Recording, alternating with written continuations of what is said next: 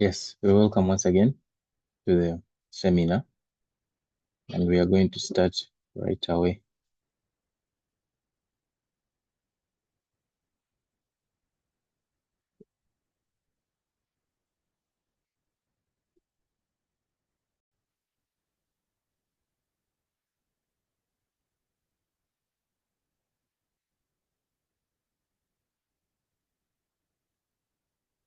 I hope you can all see my screen. You can send a message in the chat if you can see the screen. I just need some confirmation.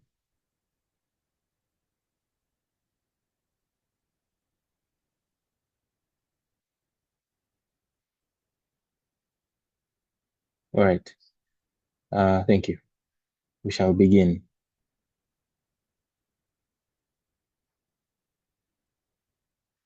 Yes, our first question.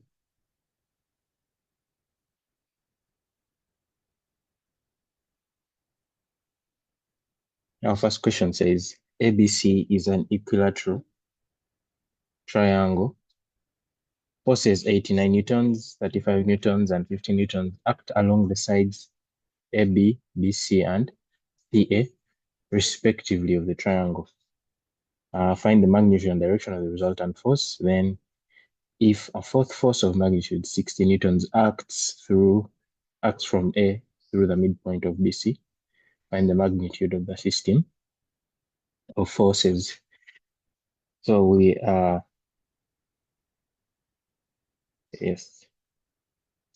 start with a sketch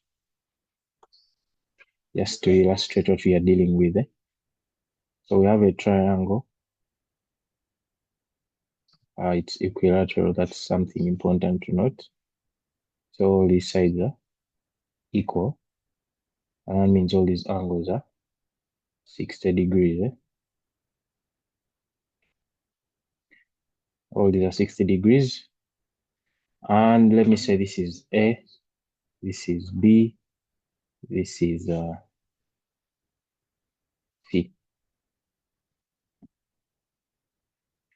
So we want to find the magnitude and direction of the resultant force. So 84 newtons act on the sides AB. So our 84 is here. So this is 84 newtons. Then 35 along BC. So this is 35 newtons. And then CA, we have 50. It's important to note the notation of the sides because that's what helps you know the direction of the force.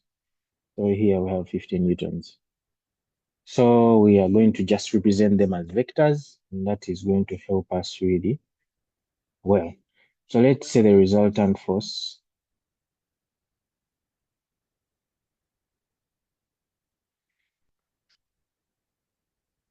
The resultant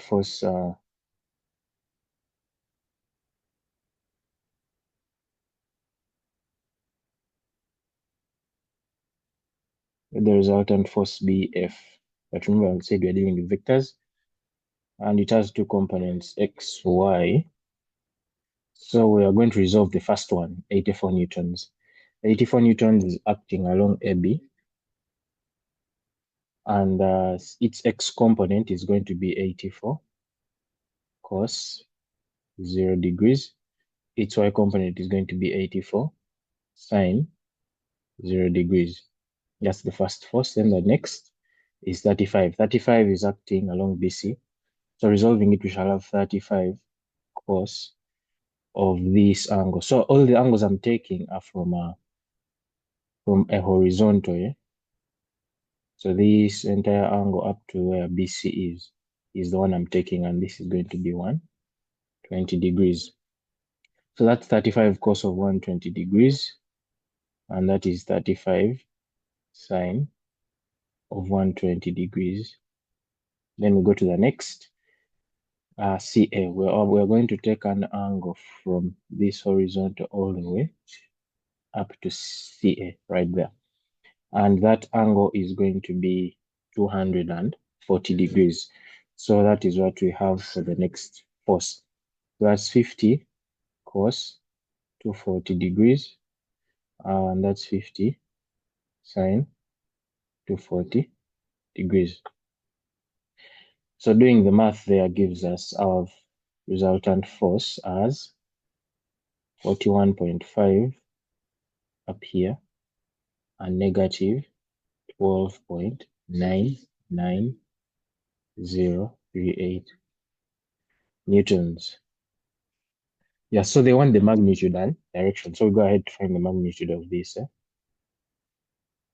Magnitude of F is the square root of x squared plus y squared. And that is the square root of 41.5 squared plus negative 12.99038 squared, which in turn gives us a value of 43.4856 newtons. That's the magnitude. Now, the direction. The direction, we are going to represent what the resultant force on a vector.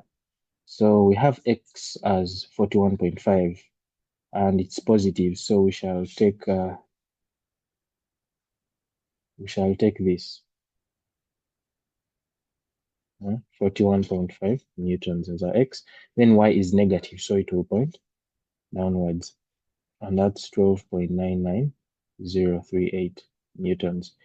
So the resultant force is expected to be along here. So, and it's to get its direction, we have to know its orientation from a horizontal. Since 41.5 is horizontal, we are going to take the angle. We're going to take the angle right there, and let's call it theta. So using trigonometry, theta is equals to the tan inverse of 12.99038 over 41.5. And that is equal to 17.38. So in conclusion, your direction is 17.38 degrees below horizontal.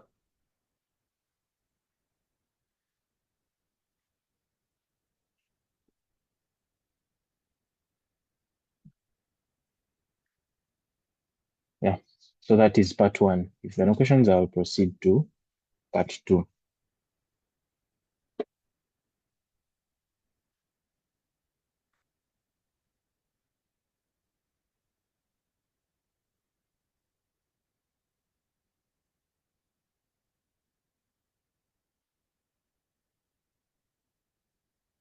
So part two says if the fourth force of magnitude 60 newtons acts from A through the midpoint of BC, find the magnitude of the system of forces. So again, I will draw a triangle, but the only thing we are changing here is the 60 Newton force. And since it's acting along the midpoint of BC, that means this angle is 30 degrees. And again, these remain as they were, 50 here, 50 newtons along CA. Then BC, we shall have 35 newtons, and AB we have 84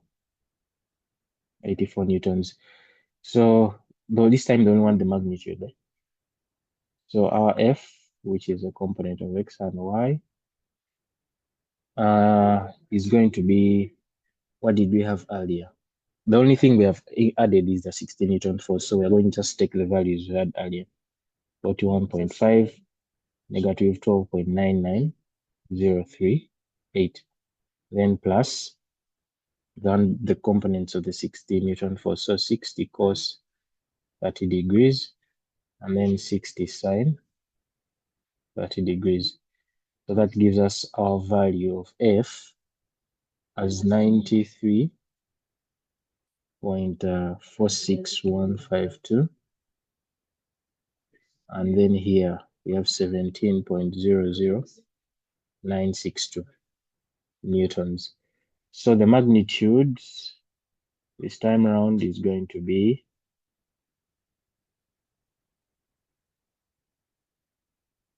magnitude will be the addition of 93.46152 squared plus 17.00962 squared. And that gives us a value of 94.9968 to 4 significant 4 decimal places. If there are no questions, are there any questions? And if not, I would love to proceed to the next question.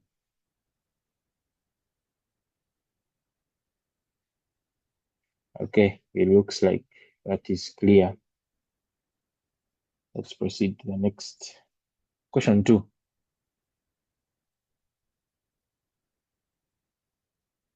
Question 2 says, two forces, P newtons and Q newtons, are inclined at an angle alpha to each other when P equals to root 12 and Q is equals to 2. The resultant has the same magnitude R as the resultant in the case when P is 12 and P is root 12 and Q is 4. Find the values of alpha and R. What's important to note here, we have two cases.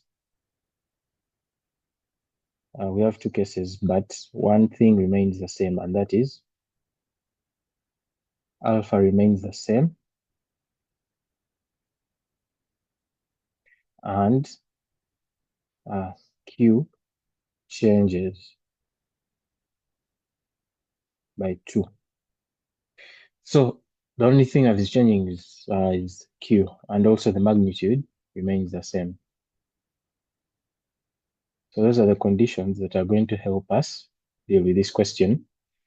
And they say two forces, P newtons and Q newtons, are inclined at an angle that to each other. I don't know if you've heard of what they call parallelogram law, which is just a simple statement that if you have two angles, if you have two forces, let me call this X and Y, inclined at an angle, let's say theta,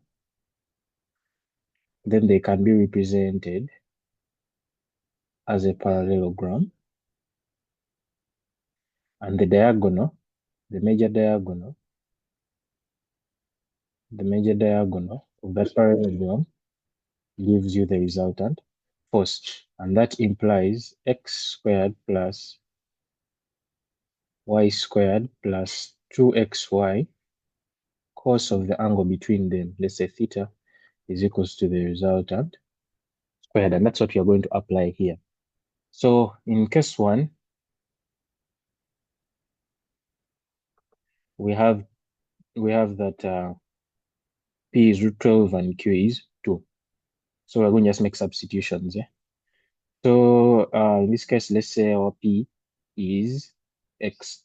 So that's what we have as root 12 squared plus 2 squared plus 2 times 2 times root 12 cos of alpha is equal to R squared.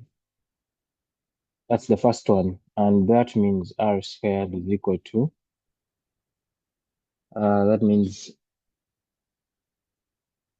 R squared is equals to 16 plus 4 root 12 cos of alpha. That's going to give us our first equation. Then case 2, we shall have root 12 squared plus 4 squared plus 2 times 4 times root 12 cos of alpha is equals to R squared. And that's going to give us our next equation, which is 28, which is r squared is equals to 28 plus 8 root 12 cos of alpha. So equation 1 is equals to equation 2, as you can see. That implies 28 plus 8 root 12 cos of alpha is equals to 16 plus 4 root 12 cos of alpha. Then simplifying this gives us negative 4 root 12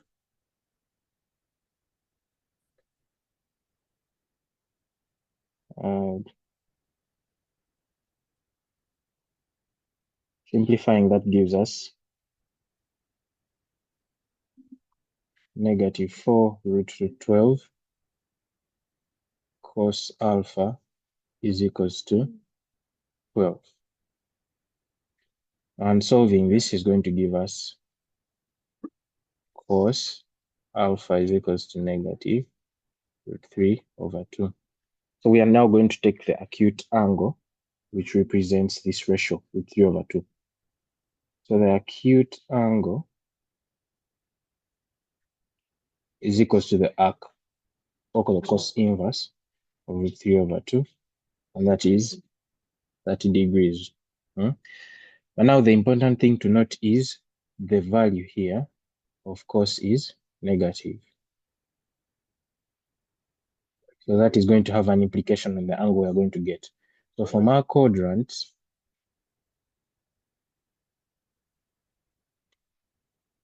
we see that cos is positive in the fourth and in the first, and it's negative in the second and the third. Now, the acute angle is 30 degrees. So we're going to take 30 degrees from each quadrant where cos is negative. So we have 30 degrees. All of them are measured from the horizontal, 30 degrees. And if this is 30 degrees, that means this angle here is 150. And if this is 30 degrees, angle here is 210 degrees. So the angle between force P and force Q is alpha, where alpha is either 150 or 220, because you can represent this as this P, Q, and this is 150. But also it's important to know that this side is equals to 210 degrees. So that is why these two angles are valid, because one side you have 150 and the other you have 210. So our alpha, we can just choose one. Therefore, alpha is equals to 150 degrees, because this is one which would help us form a parallelogram within. So we can conclude that alpha is 150 degrees. So are there any questions on this?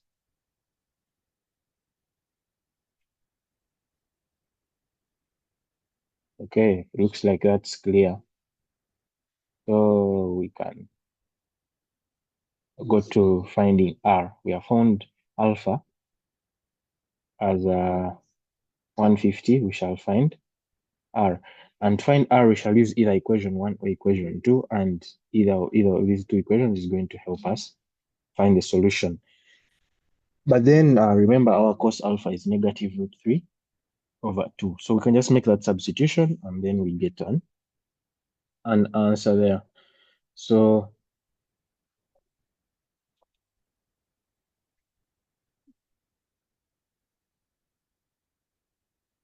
using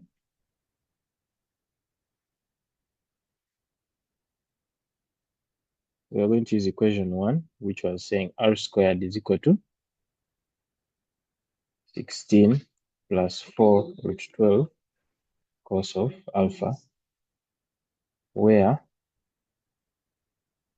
cos of alpha is negative root 3 over 2.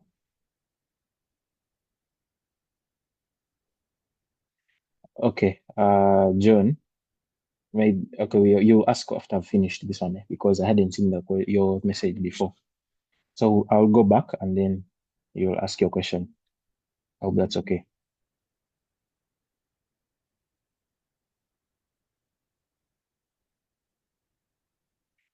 Okay. Yeah.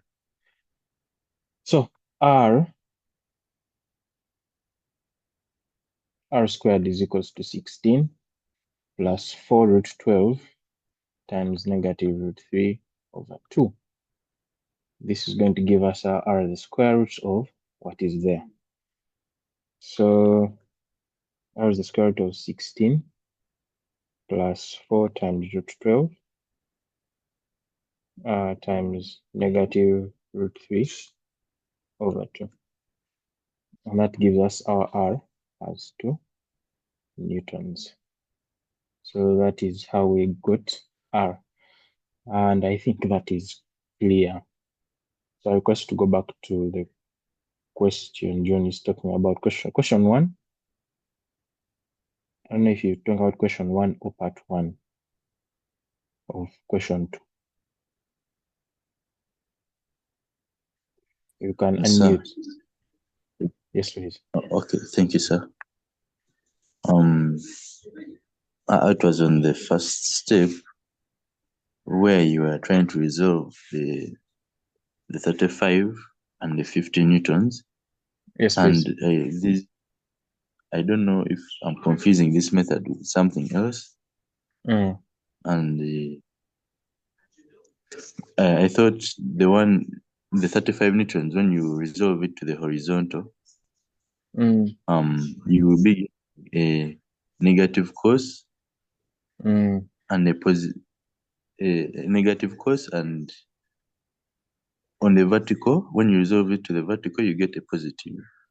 But you both got positive on the horizontal and the vertical. And okay. also the what? The 50 newtons, you resolved it both in the vertical and the horizontal, you both got positive what? Positive values angles. of cos and sine. Yes. Yes. Okay. Let me clarify that. Now I was saying negative both of them. All right. Let me clarify that. Now, Yes. remember if you're going to resolve, you use the angle between the horizontal and maybe the force, right? So in this case, our angle here was 60 degrees.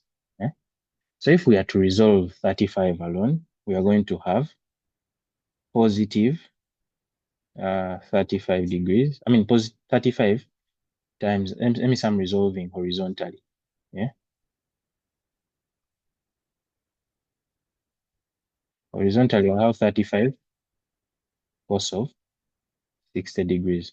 But since 35 is pointing in the other direction, I'll have negative 35, right? And vertically, I will have 35 sine 60 degrees. But since it's pointing upwards, it is going to be a positive. But then I want you to check out these two. We are going to also calculate for this angle. I took the bigger angles from the positive horizontal, right? From this positive horizontal. And I take all this angle away and have here 120 degrees. So in doing that, I'll just have 35 cos 120 degrees. And then here 35 sine 120 degrees. So in evaluating these two, they give you the same result. So what's the implication? That means that it does not matter whether I put positive or negative on this side. Yeah, on this approach I used. It doesn't matter whether I put positive or negative, as long as I have taken the whole angle from the positive horizontal to where the force is, and that which I took as 120. So in result, the angle or the solution I have is the same. Let me call this A. The solution I have for A is the same as that I have for B.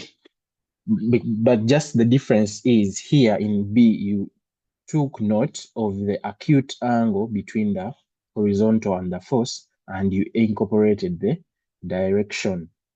While here, I didn't look at the acute angle, I just looked at the obtuse angle, and that is what I used to solve cos. And in fact, you could see as well, yeah, the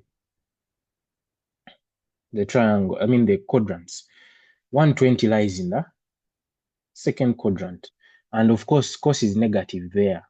So if whatever value I have here, between every value between 90 and 180 is going to give me a negative value, of course, which for you will incorporate with this negative.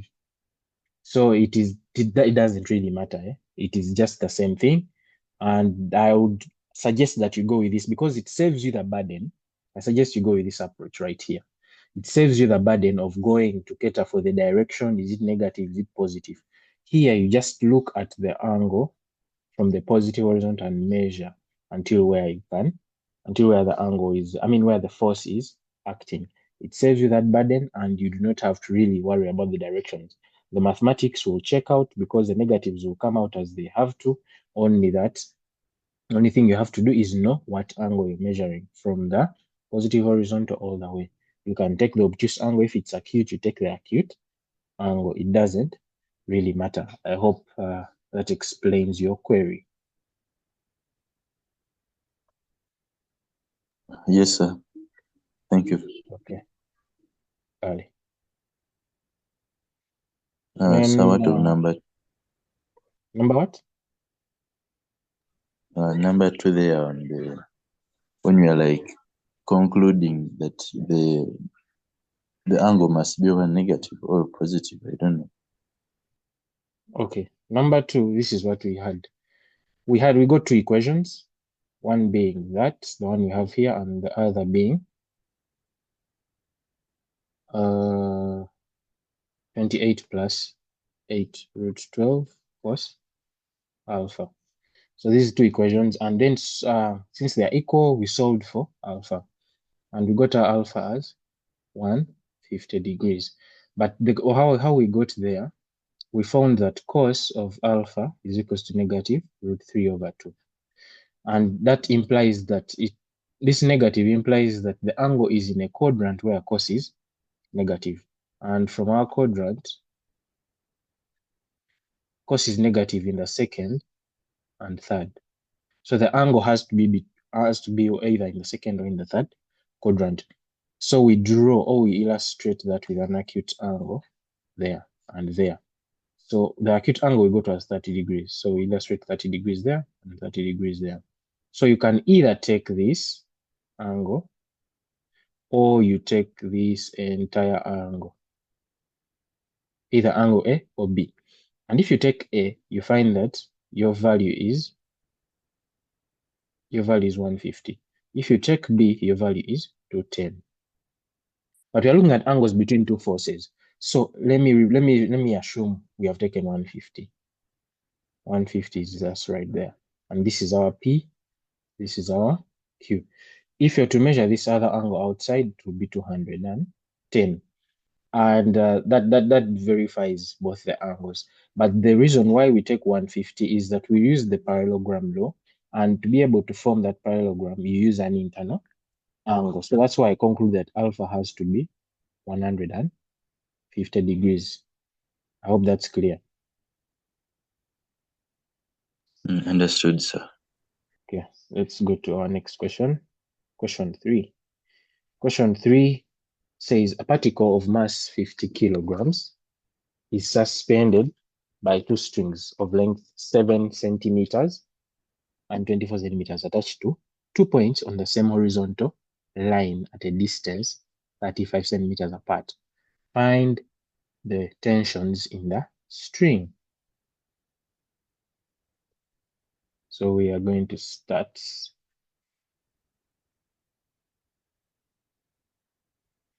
Okay, we have 2 points. Let me call this A and another. Let us say it is right here, B. Same horizontal line, that's the condition you have finished concluding. And then we have 2 strings, one is 7 centimeters and the other is 24, sorry. Well, here is 25 centimeters.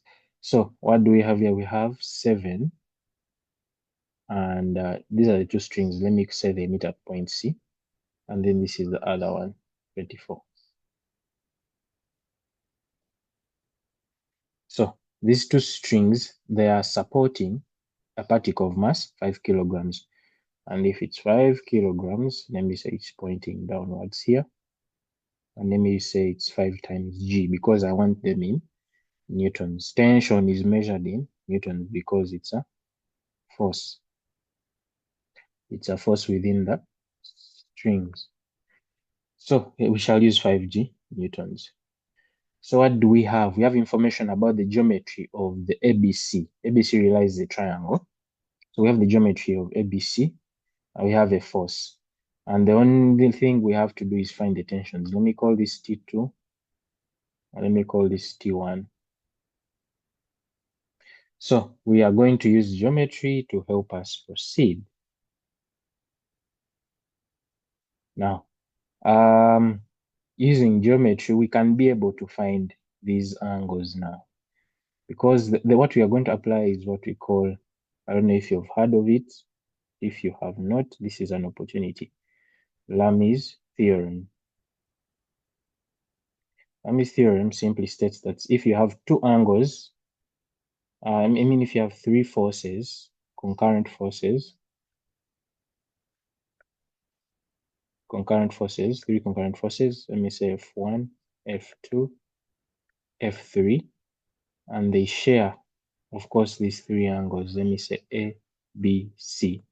Then F1 over sine B is equals to F2 over sine A, which is equals to F3 over sine C. So that is what we are going to apply. Or we could even use the more generic way of resolving, but that is that could take a long time, where you'd have to get the angles here in between this and this, and then you have to resolve and so on and so forth, but that will take some time. So we are going to use Lami's theorem, which is way straightforward and very, very easy. So all we need to do is find those angles. But from the geometry of ABC,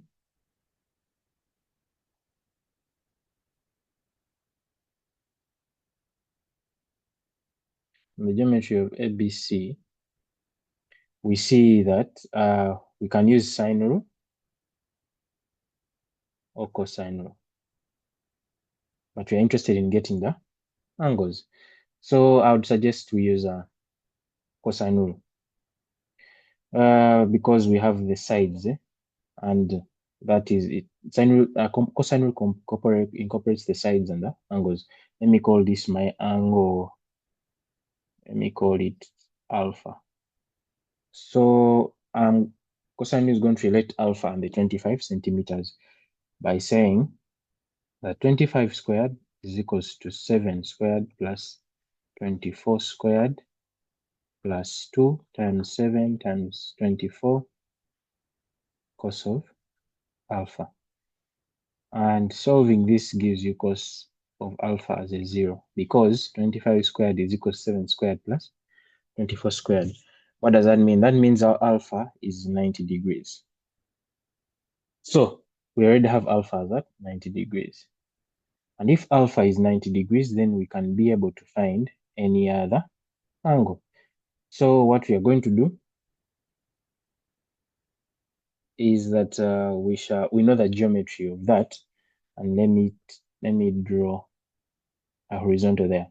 So let me call this angle A. And if this is angle A, then this is also angle A. These are two alternate angles. And we have seen that this ABC is a right angle triangle, just from our calculation here, where this is C, this is A, and this is B. So the angle here, I've said, is A. This is 7, this is 25, this is 24. So to be able to get A, we can use sine or cosine. So the sine of A is equals to 7 over 25. And A is equals to the sine of that, which is going to be 16.26 degrees. So A is 16.26 degrees. So now we have found A, and now what I want is this entire angle, this one. Let me call it theta. So theta is going to be 16.26 degrees plus 90 degrees, because I have resolved that, and that leaves this other side here as 90 degrees. So plus 90 degrees, and that's going to give me 106.26 degrees. If that's 106.26, then the angle, let me call it beta. So that beta is going to be 360 minus 106.26 degrees plus 90 degrees. And that is going to give us, our angle as 163.74 degrees. So from Lami's theorem, we are now going to find the forces or the tensions in the strings. What we already know the angles, and the only thing left is the forces. So that is what we are going to do. So from Lami's theorem, we have our first force 50G. I mean, that's 5G, sorry. 5G, that's 5 times 9.8 divided by sine of alpha, which is 90 degrees, is equals to T1 over sine of 106.26 degrees, which is equals to T2 over sine of beta, which is 163.74 degrees. So solving that is going to give you T1. It's going to give you T1 as 47.0400 newtons, just for dp, and T2 as 13.7198 newtons. You just take out any two. So you can take the first one, you can take 5 times 9.8 over sine 90. First one, you can take this. That first one to get T1. Then T2, you take these two. So, and that gives you the values for the tensions in the string. And I said you can also go ahead and resolve. So for example, you use how we found A. We found A. So you can go ahead and resolve A here. And when you resolve A, you're going to get its horizontal component and also its vertical component. And therefore, you just do the addition respectively. But this is a bit a shorter way because it's really fast to just have to know the angles and get the forces. I hope there are no questions. If there are any, please bring them forward. Are there any? Okay. This very time, I'll just want to welcome the next presenter. Thank you for being a good audience, and I hope you're able to understand. How did we get theta, Edward? Theta is the entire angle. Allow me to illustrate it one more time. Theta is this entire angle here between T1 and the 5G. What we did was I drew a horizontal here. That horizontal gives me A, which is the same angle up here. So I extracted the triangle ABC and took it right here where I put my A. I got A, which was 12.26. Then I added it to 90 degrees because when you extract a horizontal, you leave 90 degrees there. So theta is the entire sum of 90 plus 12.6. And in doing that, it gives you that entire angle, theta. Yeah. I hope that's clear.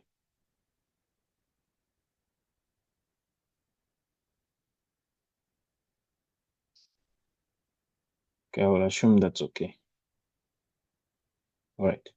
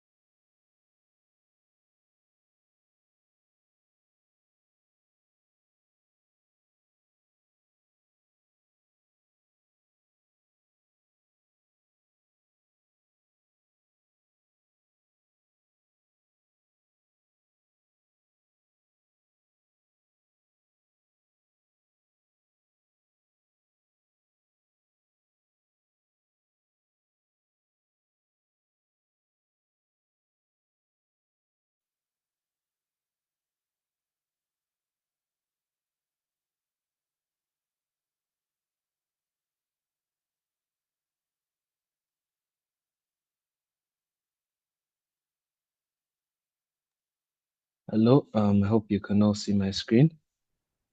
Yeah, so I'm going to take you through questions 4, 5, and 6. Thank you all for coming. The questions have been shared in the chat, but for those who have just joined, let me just share them. Let me just share them again.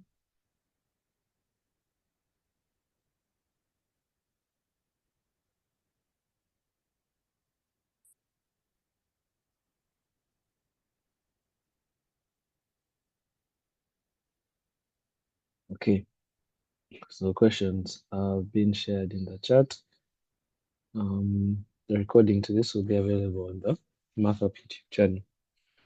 So question 4 assumes this system here is in equilibrium, and we're being asked to determine the magnitude of force S and the angle theta. So we use the laws of equilibrium, and we know that at equilibrium, the sum of forces acting in one direction is equal to the sum of forces acting in the opposite direction. That's simply what we use. So here you can see we have forces acting in 3 directions. So what should we do? What we do is we resolve the forces such that each force has a component acting in two perpendicular directions. That is the x direction and the y direction, because we know that that will cover every aspect of each force. So if we decide to resolving horizontally, for example. So resolving horizontally means that the forces acting to the left, the sum of all forces acting to the left should be equal to the sum of all forces acting to the right. So to the left we have 6 newtons, but to the right what do we have? You realize that a certain component of S acts to the right, and that component is exactly equal to S cos theta. If you don't see this, you could see that we have a triangle here, a right angled triangle with the angle theta here, and S being the vector there. So the horizontal component of that is going to be S cos theta, because that's along the adjacent to the angle. And opposite the angle we have S sine theta acting downwards. So for the horizontal forces, 6 should be equal to S cos theta. And then if we resolving vertically,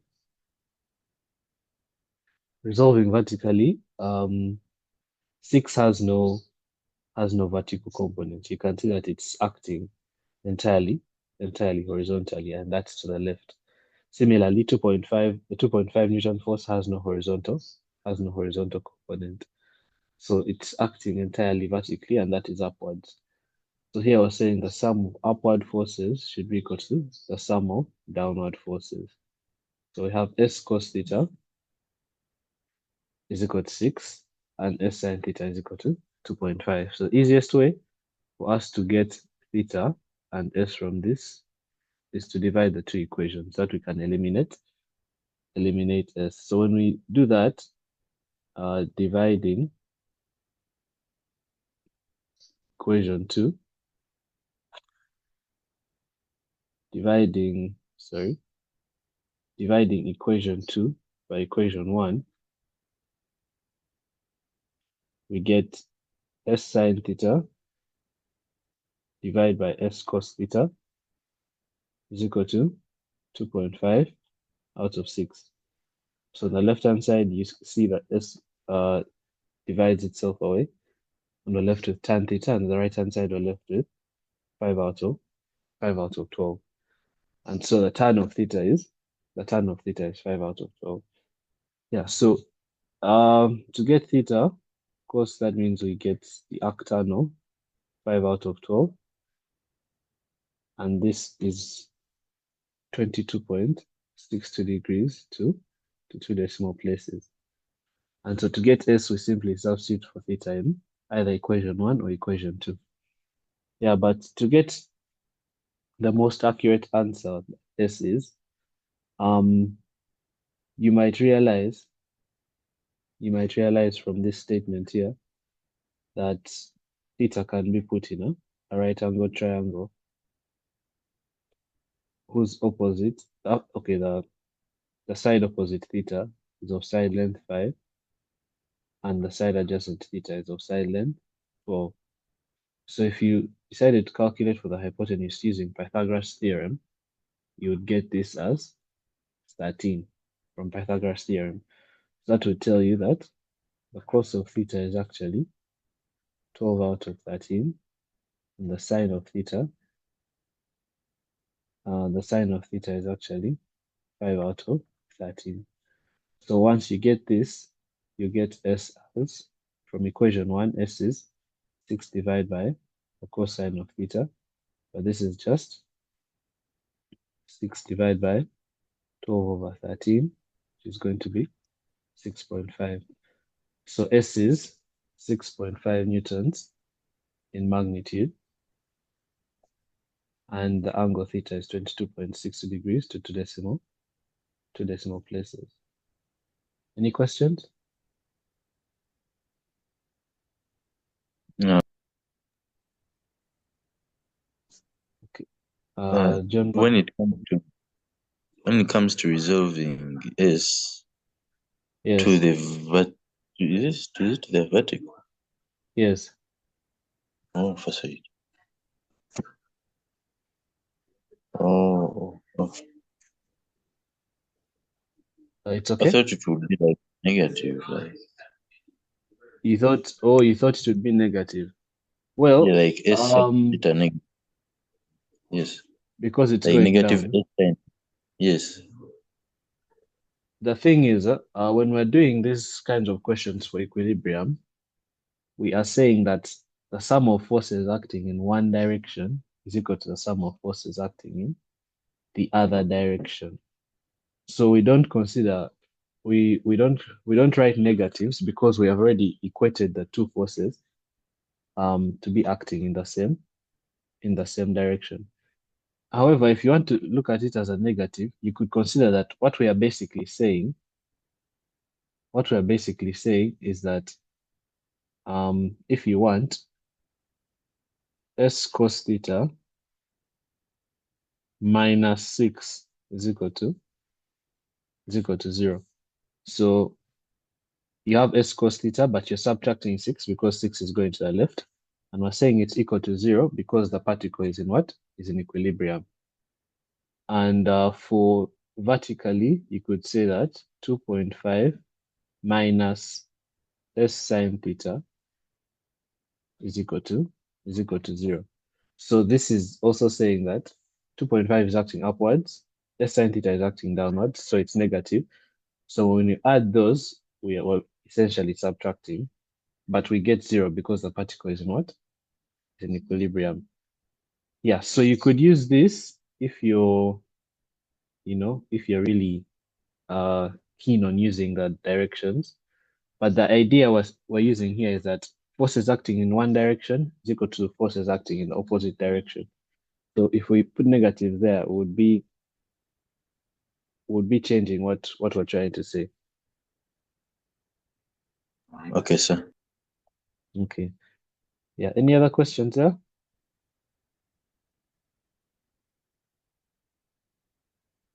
Okay. I think we can proceed then. All right. So question 5, as you can see, question 5, a particle of mass 5 kilograms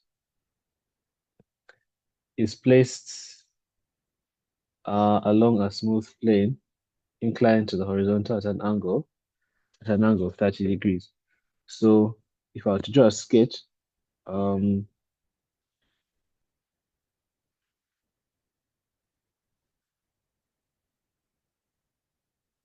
to make this as decent as possible. If I were to draw a sketch,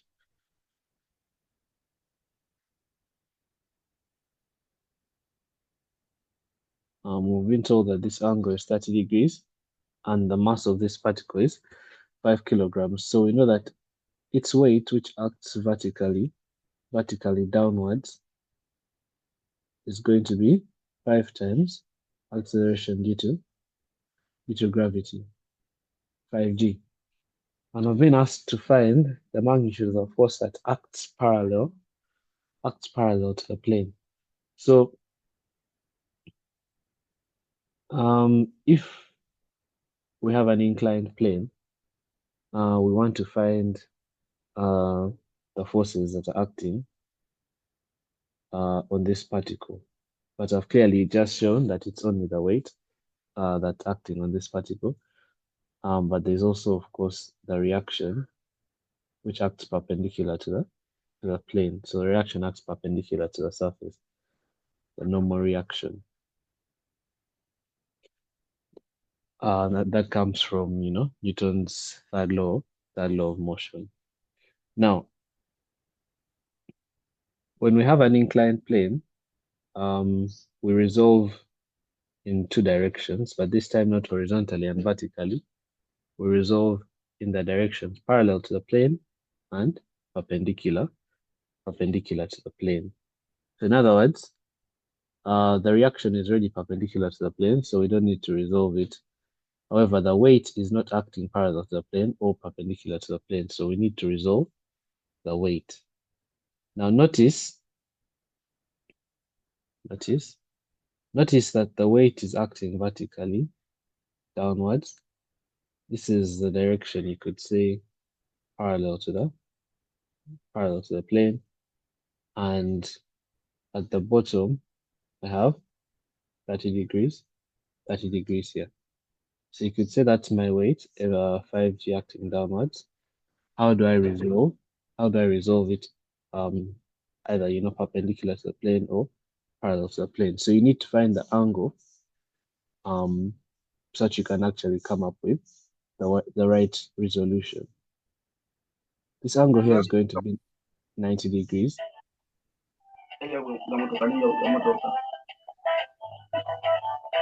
This angle here is going to be 90 degrees. And so that means this angle here is going to be 60 degrees, since you can see we have a right angle triangle there. And so if I look at a direction that is perpendicular to the plane, I take that as perpendicular to the plane, that means this angle here is going to be 30 degrees. So for me to resolve this weight, I could take it as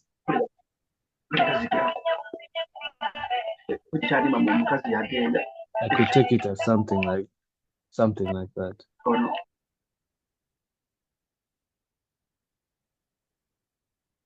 Where that is the component acting perpendicular to the plane, and this is the component acting parallel to the plane.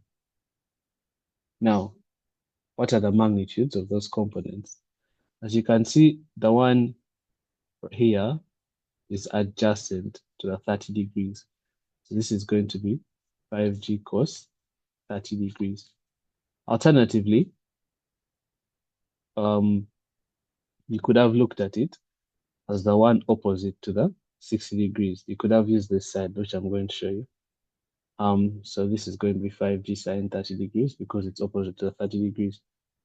But you can see that if you had decided to use the 60 degrees and used something like this, where this is the component parallel to the plane and this is the component perpendicular to the plane, this would have been 5g cos 60 degrees since it's adjacent to the 60, and this is going to be 5g sine 60 degrees since it's opposite the 60. But realize that cos 60 is the same as sine 30 and sine 60 is the same as cos 30. So either gives you the correct answer. So when they ask us for the magnitude of the force acting parallel to the plane, that's simply going to be, there's only one force acting parallel to the plane, and that's going to be the component of the weight that acts parallel to the plane, which is 5g cos 60 or 5g sine 30. And so that's going to be our answer. Now, numerically, this is 5 times 9.8, because 9.8 is the approximation of G that we use in mathematics paper 2, and cos 60 degrees is a half. The answer we get there is 24.5 newtons. So that's the magnitude of force acting parallel to the plane. Now, for the second part of the question, we've been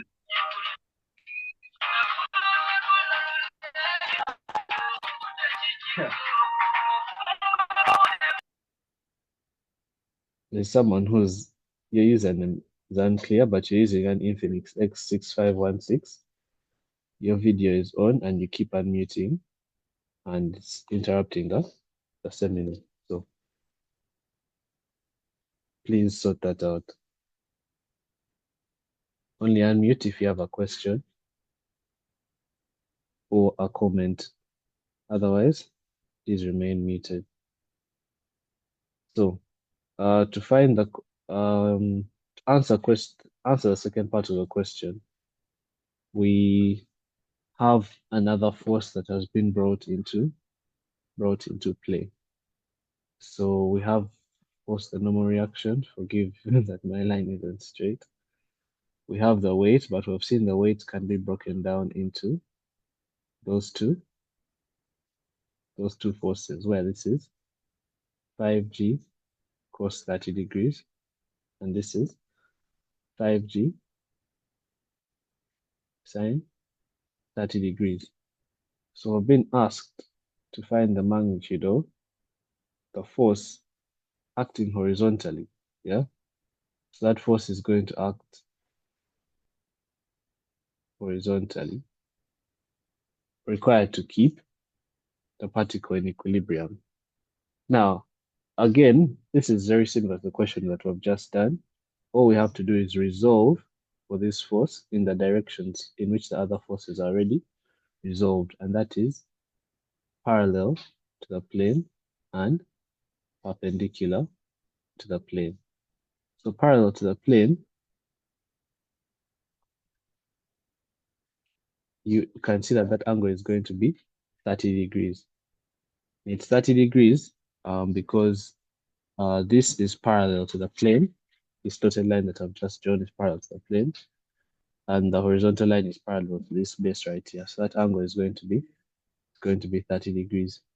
And so if I call this force P, because this is the adjacent to, because that's the adjacent to angle 30, that component is going to be P cos 30. And this right here is going to be P sine 30. So now, when I'm resolving the directions to the plane, when I'm resolving parallel to the plane, I could say parallel to the plane, I'm going to have P cos 30 because P cos 30 is acting in this direction. But what's acting in this direction? 5G sine 30. So I have that P cos 30 is equal to 5G sine 30 degrees. These are the only forces acting in that direction. So from here, I can get P straight.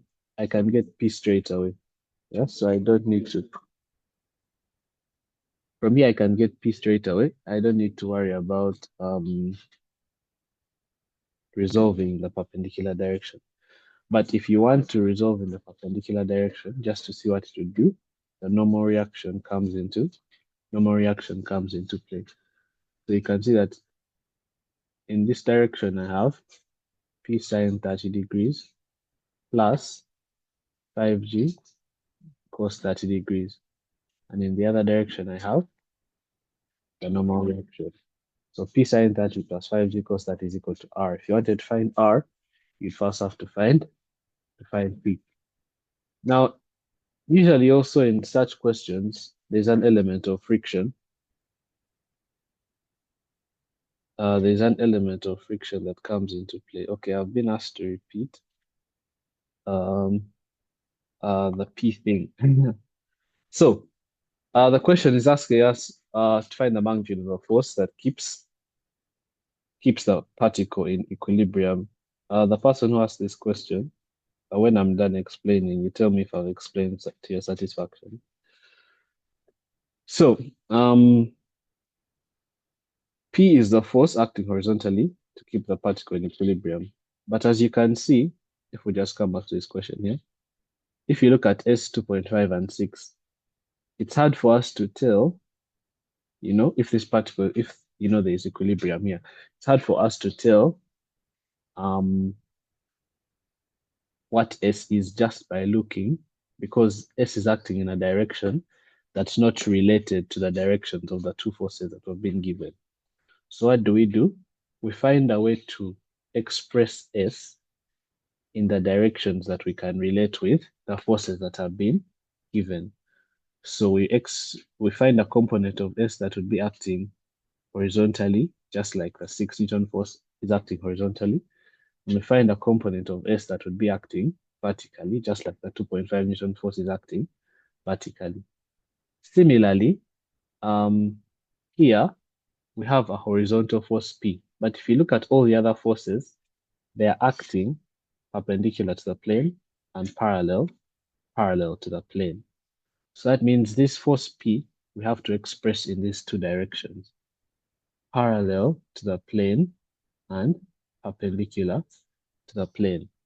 Now, if I just extract a little triangle there, just to show you what we have, this is my force P.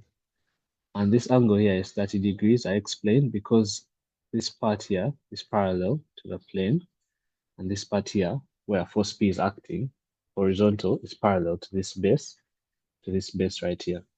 So, the component acting in this direction is going to be P cos 30 degrees, because that's along the adjacent to the angle 30 degrees. And this angle here is 90 degrees, so that means this direction here is parallel to the what? Perpendicular to the plane. And so this component here, since it's opposite the 30 degrees, is going to be P sine 30 degrees.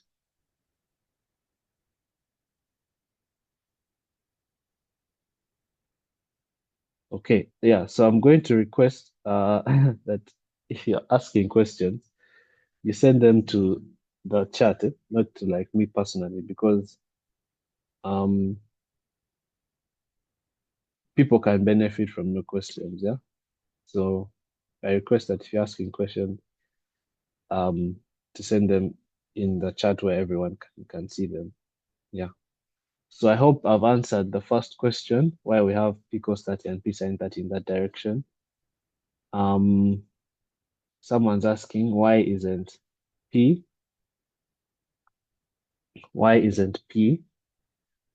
Someone's asking, let me just read the question the way it is. How come when you resolve the forces of P, I thought they weren't acting in opposite directions to 5G sine 30? Now, if you look at how P is acting, yeah, if you look at just P is acting horizontally, yeah. So there is no way, just like if you come back here, it's like me saying, if I resolve S is going to the right and upwards. You can clearly see that S is going to the right and downwards. There is no way we can say S is going to the right and upwards. So similarly here, if you look at P, if I'm to resolve P in two directions, perpendicular and parallel to the plane, you can see that acting like this is going upwards. Yeah? It's going upwards, because going downwards would mean going in this direction. Doesn't make sense. So acting parallel to the plane, it's going to be going upwards. And perpendicular to the plane, it's going to be going into the plane and not out of the plane, because I can't say it's acting like this and then like this. That would give me this direction, yeah? But it's acting, or being told that force P is acting in this direction. So there is no way I can say that if it's acting in this direction, it's acting, down the plane and down the plane and then out of the plane. No. The two combinations that give me what I want is that if it's acting parallel to the plane, it's acting upwards. And if it's acting perpendicular to the plane, it's acting into the plane. Yeah. So those are the two. I hope that answers the question that I was asked. Yeah, because you asked me privately, I don't want to say your names, but I hope that answers the question. Yeah. So once we reach that, you also asked about negatives and whatnot. I tried to explain this for the previous question, but the idea really is that at equilibrium, we say that the sum of forces acting in one direction is equal to the sum of forces acting in the opposite direction. So parallel to the plane, we have two directions, up the plane and down the plane. And you can see that up the plane, we have P cos 30. So this must be equal to 5G sine 30, which is acting down the plane, because we have that P cos 30, when you sum them and you take into account their directions, because they're acting in different directions, one of them will be positive and the other will be negative. Now, you could consider up the plane being positive and down the plane being negative. But at equilibrium, we expect this sum to be 0. So this leads us into this equation here. The same thing applies for perpendicular to the plane. Yeah. So I hope that's understood. Yeah, so from this equation here, call it equation star, we can get P simply by dividing both sides by cos 30. So we'll have 5 times 9.8 times the sine of 30 divided by the cosine of 30. And when you compute this, it's going to be 49 root 3 over 3 newtons. If you want to give it 4 decimal places, it's going to be 28.29 28.29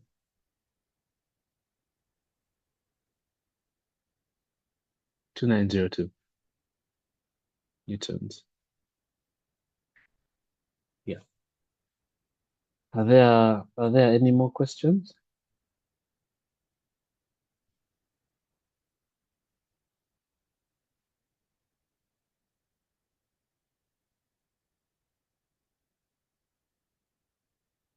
Okay. If there is none, then I'll proceed to this question. Yeah, so this question is about relative velocity, and if we just go ahead to read it, it's to the pilot of aircraft A traveling at 300 kilometers per hour due south. An aircraft T appears to be traveling at 220 kilometers per hour in the direction due north 30 degrees west. We've been asked to find the true speed and direction of aircraft T. So let's first note down a few things. The pilot of aircraft A is traveling at 300 kilometers per hour due south. So how would we express this as a vector quantity?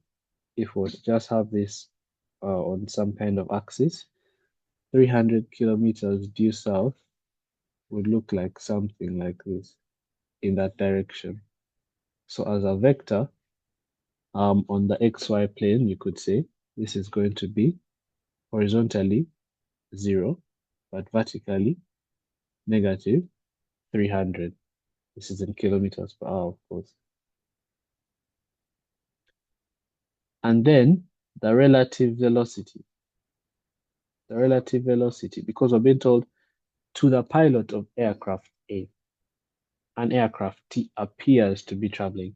So this is actually the velocity of T relative to A. And we've been told that their apparent direction is north 30 degrees west. That's what north 30 degrees west means. It means you first go north, then turn 30 degrees to the left. So that's north 30 degrees west. That's the direction. So now if we were to express this, in vector form, what would it be?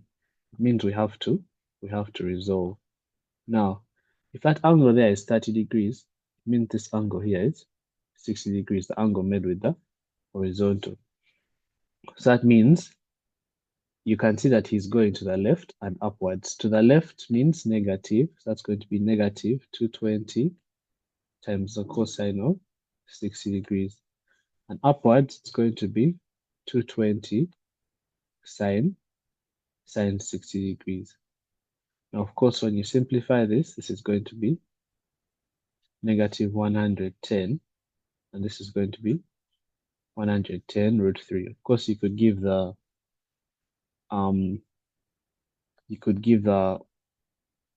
answer at 4 decimal places. It's just that when we haven't reached the final answer yet, I prefer and recommend that you be most accurate, so as accurate as possible. So 220 sine 60, because we know that sine 60 is in fact root 3 out of 2. You calculate 220 sine 60 degrees to be 110 root 3. Some of you have those nice calculators which will actually show you this. Now, we've been asked to get the true speed and direction of the aircraft, t. So what do we know? Here now we use the fact that the relative velocity of t with respect to a is going to be equal to the velocity of t minus the velocity of the true velocity of t minus the true velocity of a. So that means if we want, okay, how do I get the 220 cos 60, 220 sine 60? So I resolve this force. Again, resolving, as you can see, is very important. We're being told this is moving at 220 kilometers, appears to be moving at 220 kilometers per hour. And the angle, as you can see here, is 60 degrees. Yeah. So if I'm to resolve this force in these two directions, where one is horizontal and one is vertical, you can see that along the horizontal, this is going to be the adjacent. Maybe this hasn't been clear to you. If I call that x and I call this y, you can see that the cos of 60 is going to be the adjacent x out of 220. So x is going to be 220 cos 60. But it's acting to the left. That's why I put a negative. In fact, some people have decided that they'll just get 220 cos this entire, the color I wanted to use. They'll just get 220 cos this entire angle and 220 sine that entire angle, because it works all the time. If you measure the angle, if you measure starting from the x-axis at 0 degrees. So without putting the negatives, you could just say 220 cos 120, 220 sine 120. You still get the same thing because cos is negative in the second quadrant. And so again, from this triangle, you can see that the sine of 60 degrees is going to be y over 220. So y is 220 sine 60 degrees. Once again, if you're asking questions, please don't send them to me directly, because people can benefit from your questions. It's a bit selfish of you to do that. So this is how we get the fact that when we resolve horizontally, we get negative 220 cos 60, and vertically we get 220 sine 60. That's how we get these two. I hope that's satisfactory. So now we can get the true velocity of t. From this equation here, that means we just make it the subject is going to be the apparent velocity plus the velocity of a. So you add them as vectors. It's going to be negative 110, 110 root 3 plus 0, negative 300.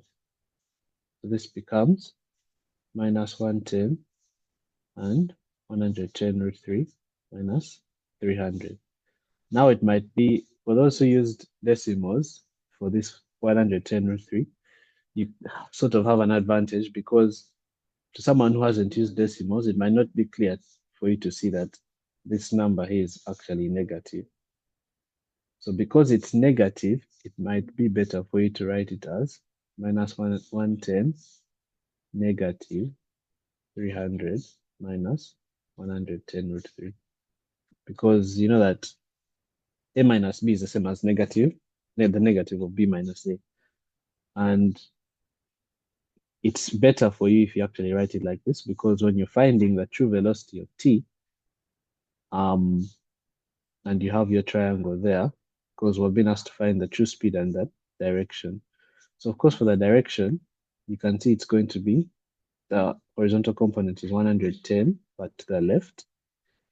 And now the vertical component is going to be 300 minus 110 root 3, but to the in the downward direction because it's negative. Yeah, that might be a little confusing. So if you can't see that, then it's better you just have everything as what?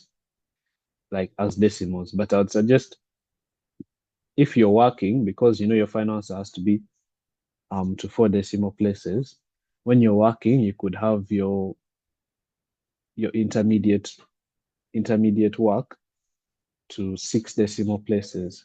That accuracy isn't affected at the very end. Because imagine a scenario where you have something like 2.4512 1249. Yeah.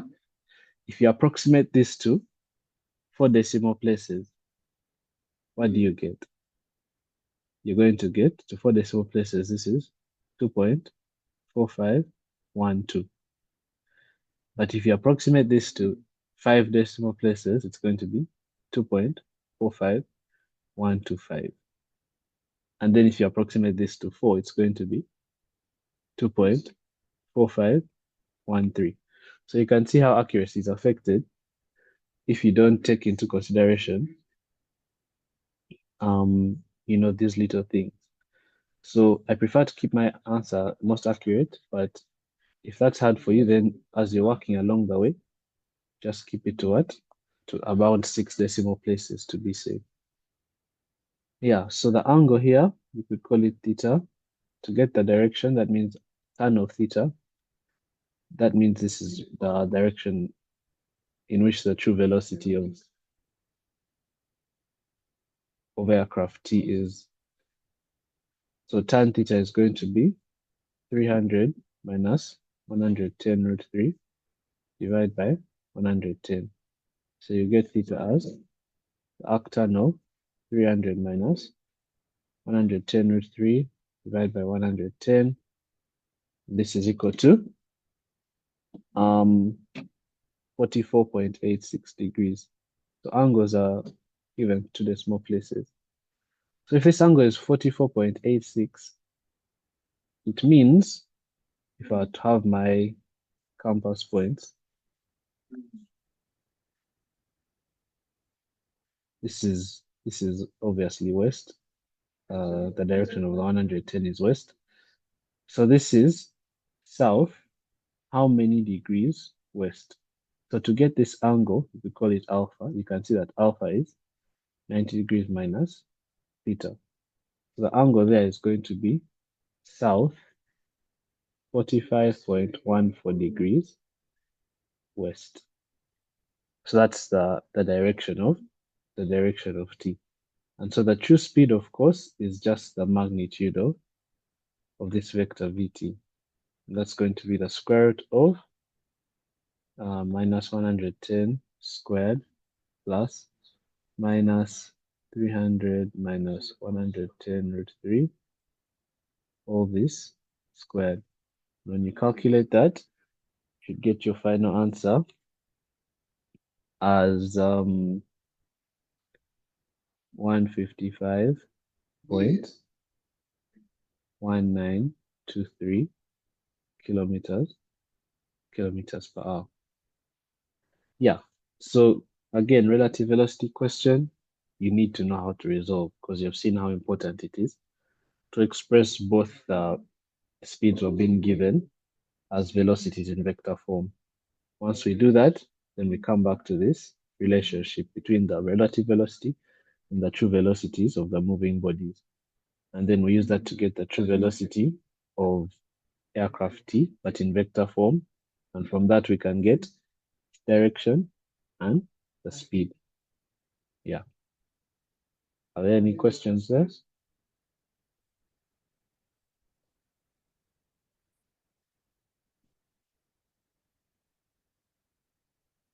Okay, if there are no questions, then I'll hand over to the next presenter.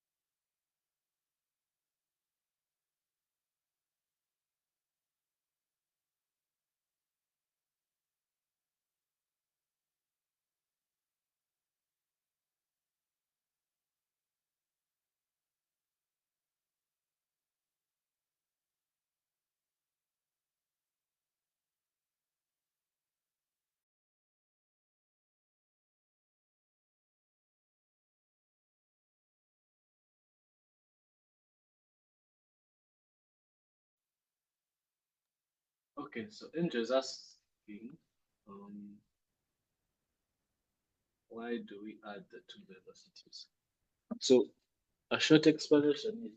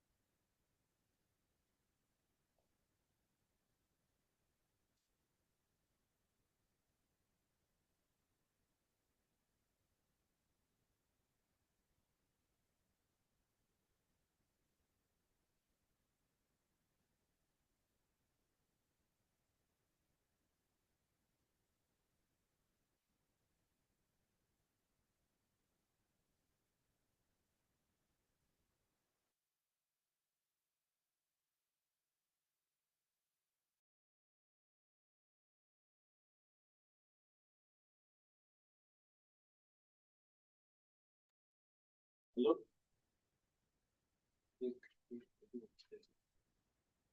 Okay, so I'll say, if you're on the road and there's a camera, the camera, the car passes you. Now, if you're moving at, let's say, 60 kilometers per hour, the car that's passing you.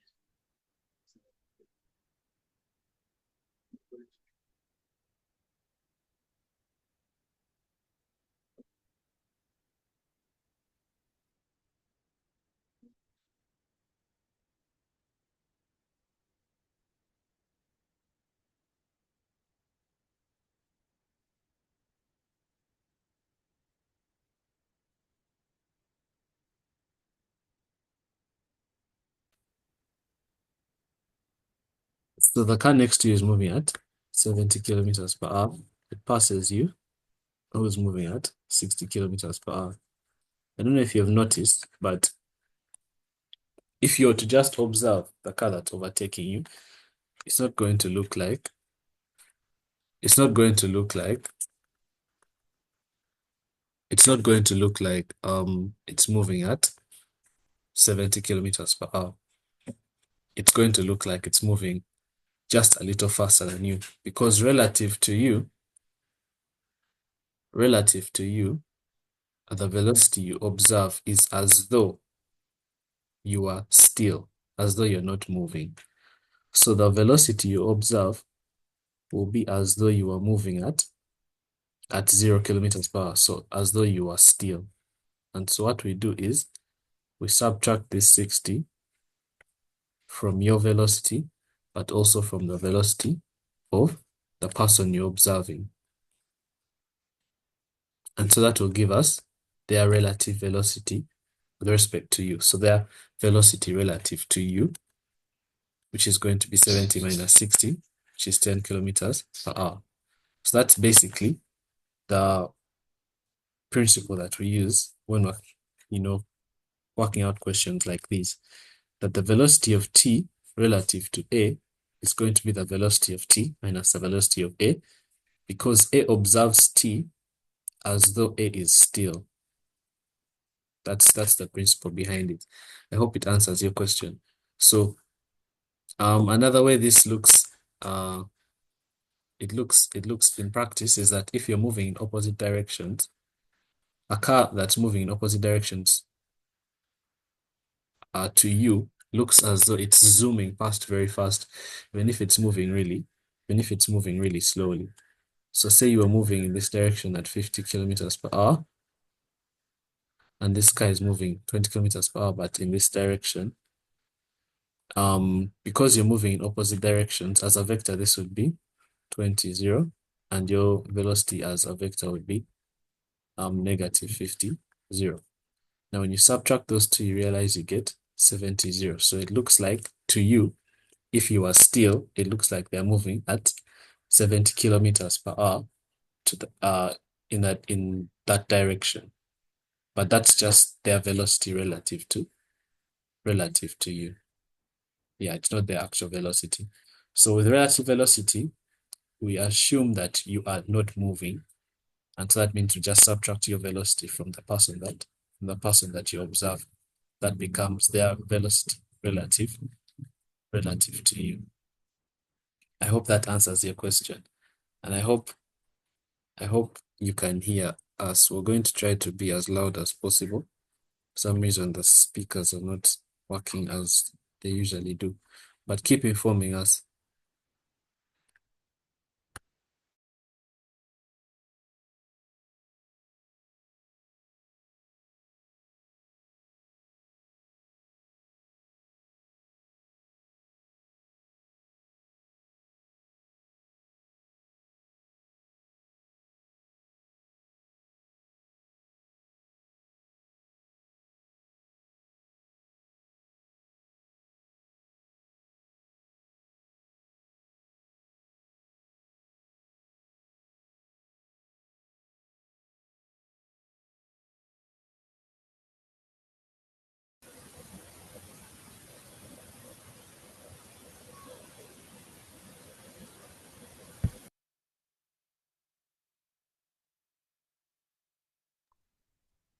Yeah, hello once again. We shall continue from where we stopped. And shall continue from number 7, and I hope you can see it. So number 7 is talking about a particle which is initially 4 kilometers due north of a particle B. Then particle A is moving with a velocity of 10 or 3 kilometers per hour due east, while particle B has a speed of 20 kilometers per hour in a direction that is supposed to be 60 degrees. Let me just make a change here on the question, 60. So show that the particles will intercept, and then to determine the distance and bearing of the point of intersection from B's original position. Let's look at the question detailedly. It is talking about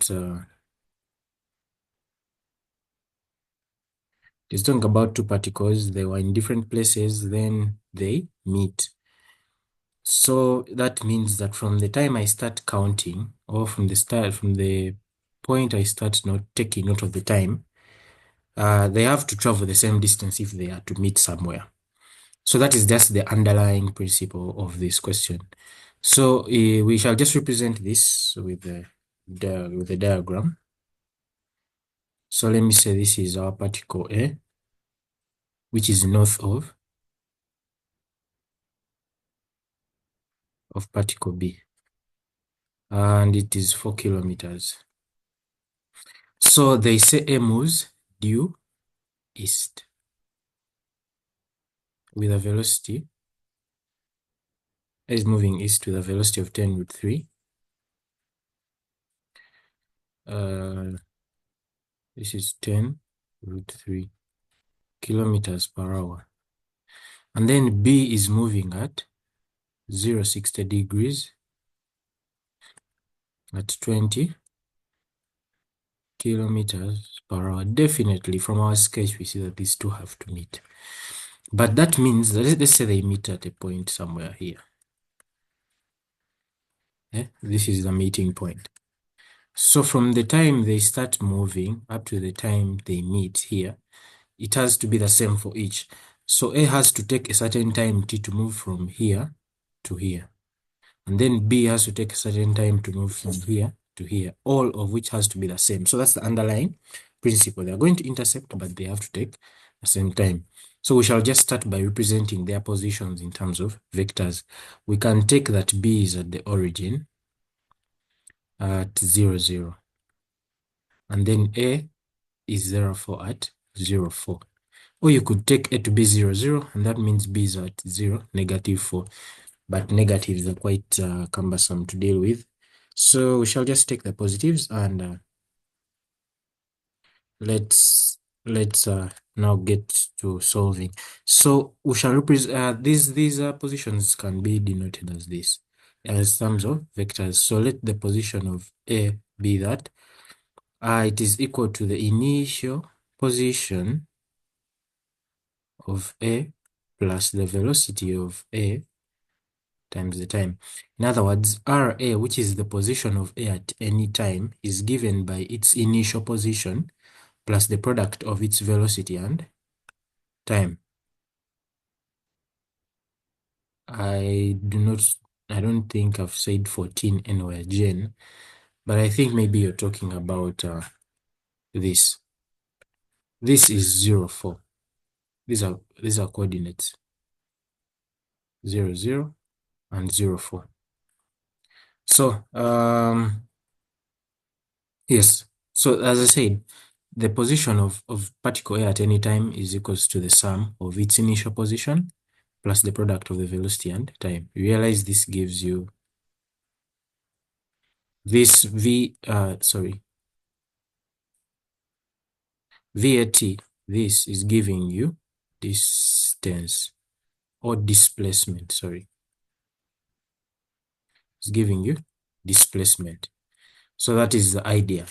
So the position of A is going to be its initial position, which is 0, 4, plus the velocity which is 10√3, and it's towards east, so that means it has no vertical component. So down here is 0, and up here is 10√3, then times t, which is going to give us a vector of 10√3t 4.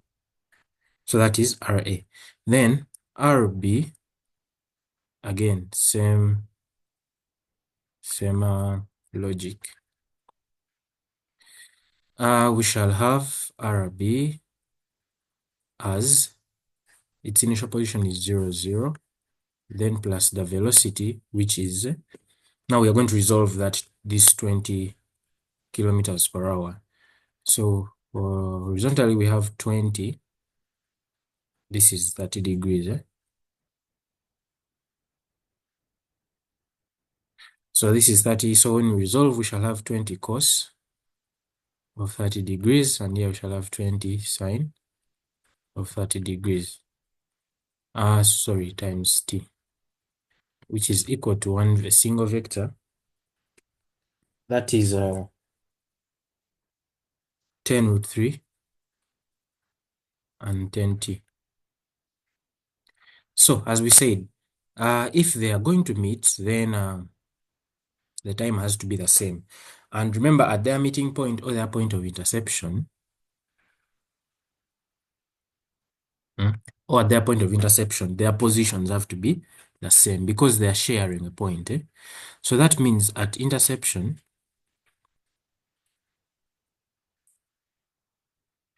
the position vector of A is equals to that of B. That implies therefore that 10 root 3t 10t is equals to 10 root 3t 4.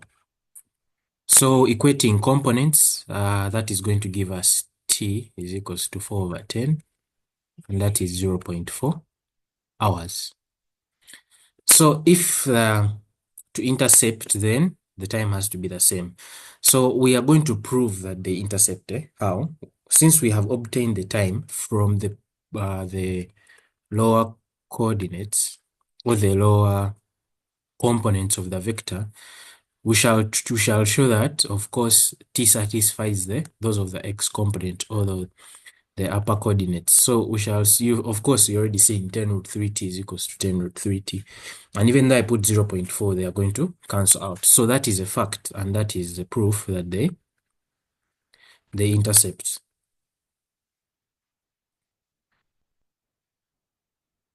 R is as they said, ask questions publicly, don't send direct messages.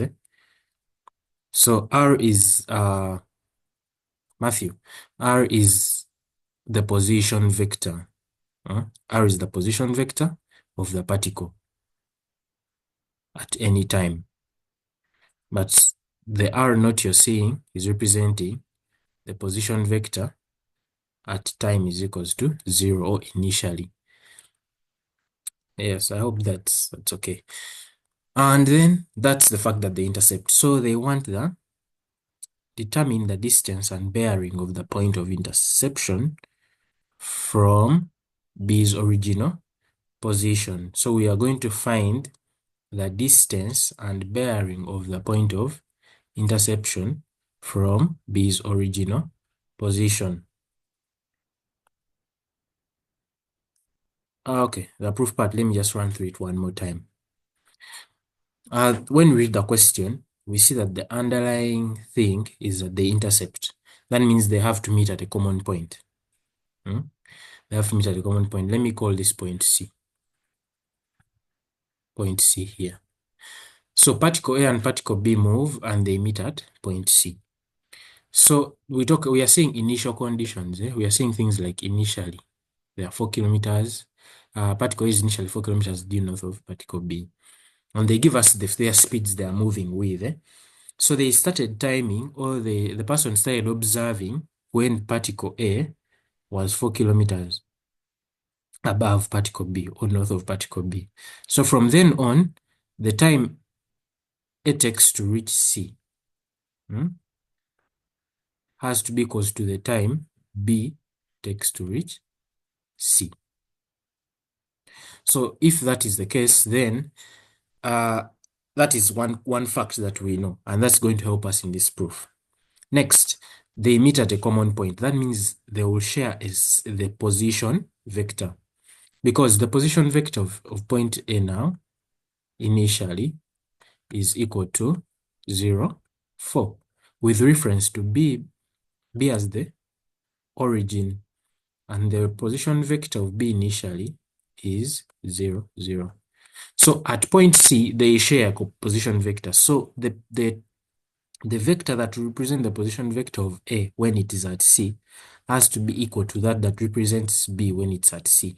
And that is what we have. And that's what we have here. That is what we have here. So in having that, we equate the vectors and we equate the components. So these are the X components, these are the Y components. So for a fact, if they are to intercept, then the value of T you have to get has to satisfy both equations you get from the components. For example, from the X components, we have 10 root 3, T is equals to 10 root 3T. And from the Y components, we have 10T is equals to 4. So we can see that there's only one equation that's going to give us the value of t, and that's the one from the y components. And that gave us t as 0.4. And taking 0.4 into this, we see that these two will cancel out. And that for a fact satisfies this equation too. So that means since t satisfies both x and y components, then these two particles will intercept. Okay, I think that is all that I can say about that. Since the time is... Excuse me. Yes, please. How are you sure that they're going to intercept at the same time? How am I sure they intercepted that? At the same time, like, yeah. Okay, as I said from the very beginning, we started timing. Okay. They have already told us that they have asked us sure that they will intercept. So they have already told us that they are going to intercept, right? But then we have to know the conditions for interception. If they are to intercept, they have their position vector is the same, and and also from the time I started observing them, they have to take the same time. Because if I tell you, let's say you're coming from Mukono, and we are all going, let's say, to Hoima. I'm coming from Jinja, right? And we meet, and let's say we set off right now, and after 2 hours, or like at 2 p.m., we all meet in Hoima. That for a fact means that we have taken the same time to travel from, for you who has traveled from Mukono to Hoima, you have taken the same time as I have taken from Jinja to Hoima. Though we have traveled different distances. And that would mean that you traveled, maybe the one who traveled from Mukono is maybe slower than the one who traveled from Jinja. But the fact that we have intercepted in Mukono, we have taken the same time from the time of set off. And that's just what this question is talking about. Understood. Okay, fine. Then, yes, we have established that fact. T is 0.4. Now we are going to determine the distance and bearing of the position of the point of interception from B's original position. Yes, allow me to erase everything and maybe draw the sketch one more time.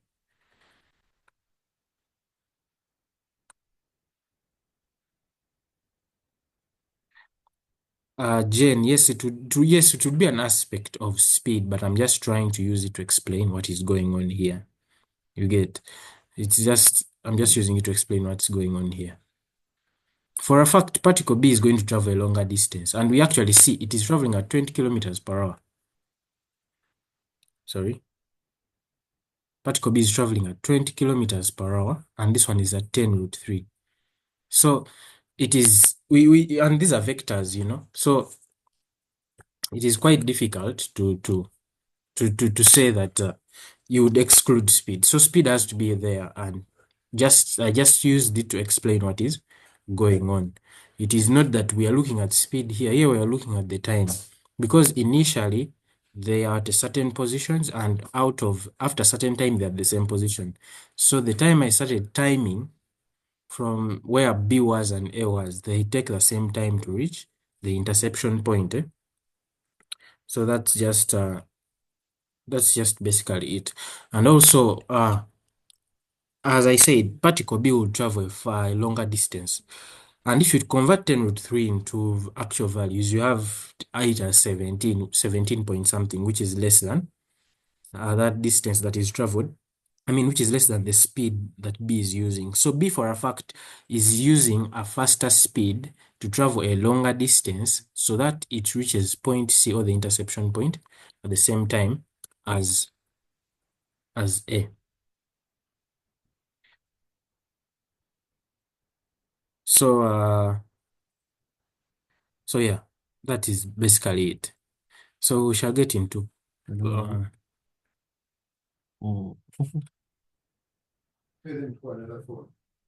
so A,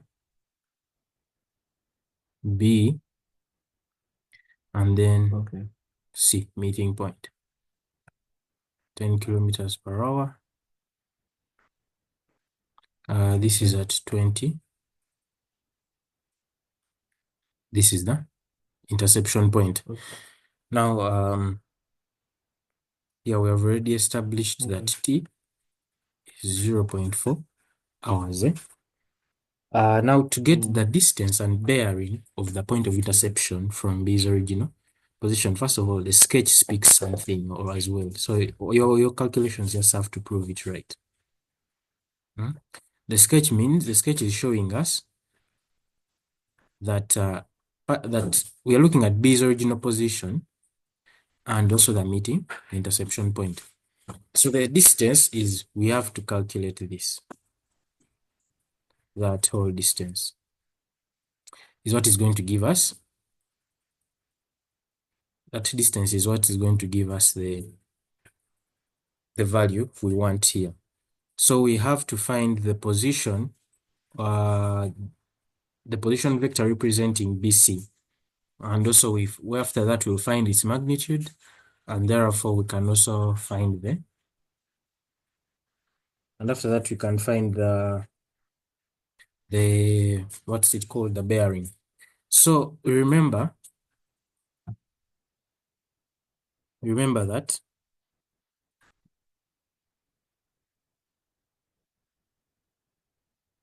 that our position vector of B is equal to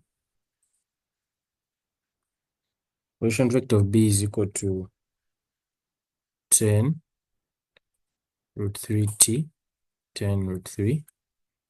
Sorry about that. It's the other way around. That is 1 for A. The position vector of B is 10 root 3t and 4. So we already have t as 0.4, so we substitute. Remember, this gives you the position of B at any time t. So at t is equal to 0.4, the particle B is at C. So we have 0.4 times 10 root 3, and this is a 4, and that is going to give us 4 root 3 and 4 here. So this is the position vector of B after t is 0.4. But then that means B is at C, and that is helping us answer part 2. So finding the magnitude of RB is what is going to give us the distance B takes, the distance between B and the interception point. So that is the square root of 4 root 3 squared plus 4 squared. And that's going to give us a value of 8 kilometers.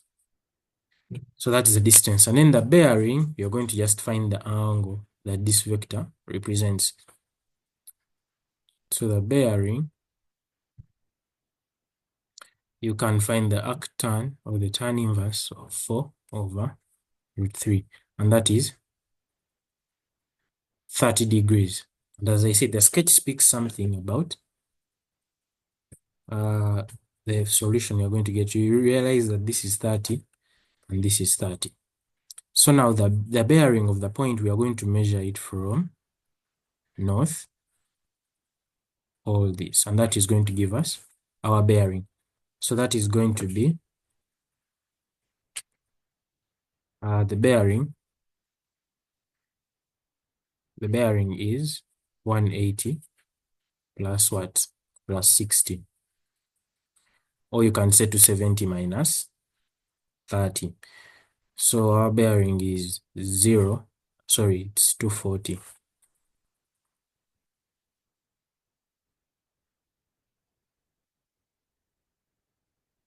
Our bearing is 240 degrees.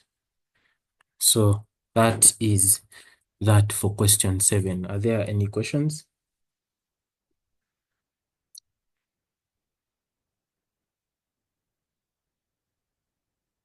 Okay, it seems that there's no question. Let's go to number 8. Oh, there's a question in the chat. The bearing. Yes, I was saying the bearing is measured from the north, right? And for a fact, we have to know what that the entire angle is, so that we can conclude what our bearing is. So this, when I got 30 degrees here, this 30 degrees I was getting here, it was just helping us prove that whatever was going on. So remember A is moving east, so this is through like this. So at point C, when you draw a compass at point C, you're going to take the angle from north to the line connecting B and C. And when you take that, you realize there is this angle 60, there is this angle 30, and that is going to give you the bearing. So we are going to have either 180, this 180 degrees plus this 60, or you're going to take 270 from here, 270, and remove 30 degrees. That is going to give you the bearing of the point of interception from B's original position. Sorry, but I beg your pardon.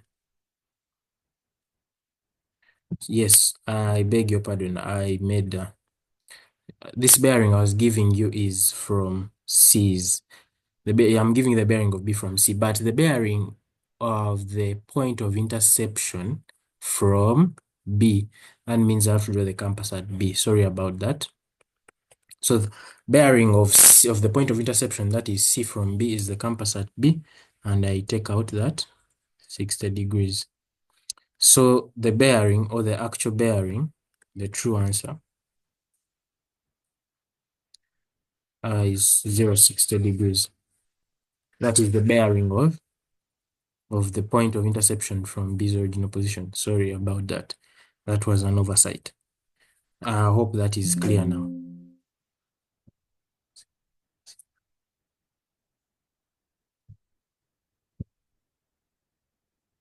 Is that okay?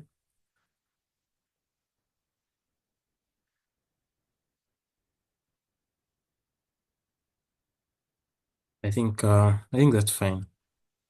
Let's go to the next question. Question 8.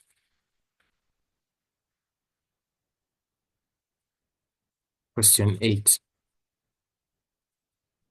Question 8 says, a man can row a boat in still water at 3 kilometers per hour. He wishes to cross from a river to a point directly opposite his starting point. The river flows at 2 kilometers per hour and has a width of 5 kilometers. Find the time the man will take to cross the river. Let's just have a simple sketch here.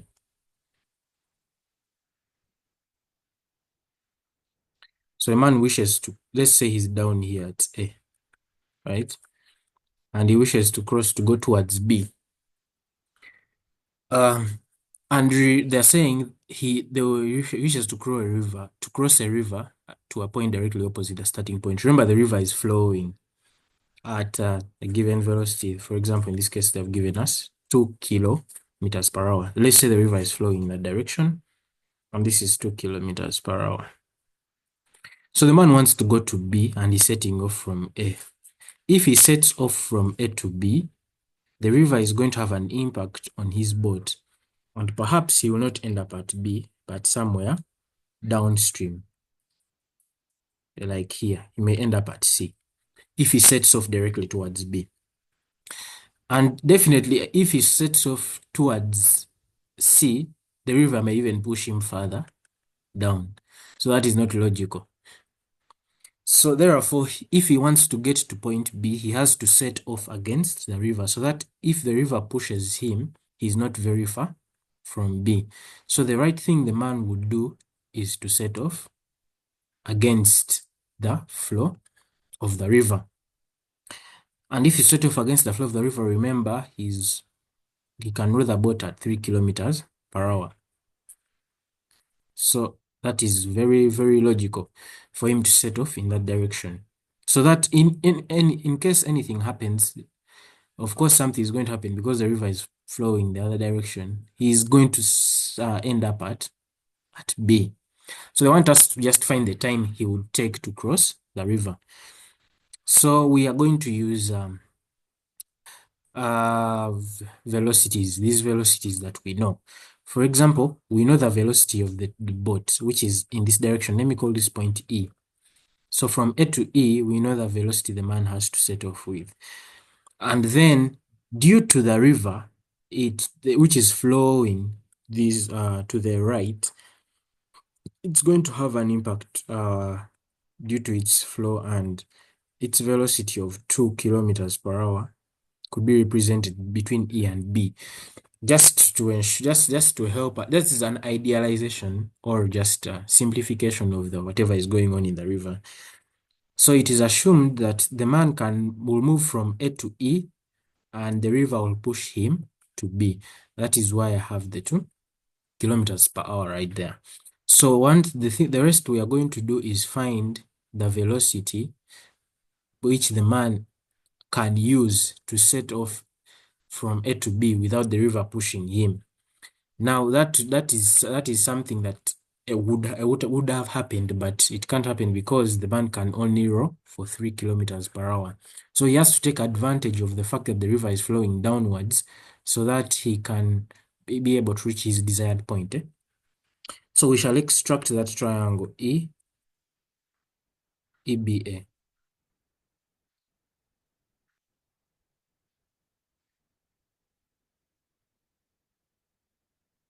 So this is A, and this is 3 kilometers per hour. So we want to know the velocity he would have had to set off from here. So let me call this V. Let me just call it V. And since we have extracted that triangle, it's a right angle triangle, so we can find what V is. So from Pythagoras,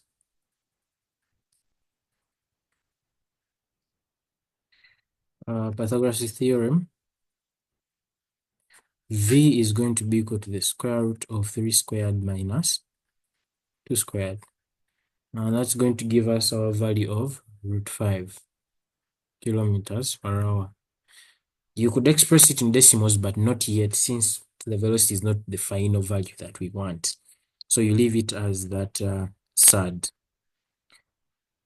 So to get time, we already know the distance between A and B. So to get the time, we are going to divide the distance by the velocity. The distance is 5 kilometers divided by root 5 kilometers per hour. And that's going to give us our time still as root 5, which is equal to approximately 2.2 hours, which are equal to 2 hours and 12 minutes. So the man can take 2 hours and 12 minutes to cross from point A to point B. Considering the fact that he's setting off with a velocity of 3 kilometers per hour against the flow of the river. Is there any question?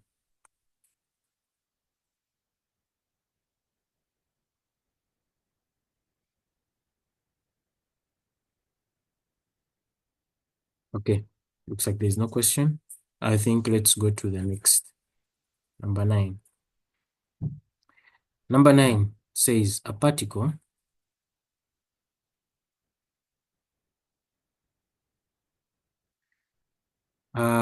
number 9 says a particle is projected at an angle of 30 degrees, an angle of elevation 30 degrees with a speed of 21 meters per second.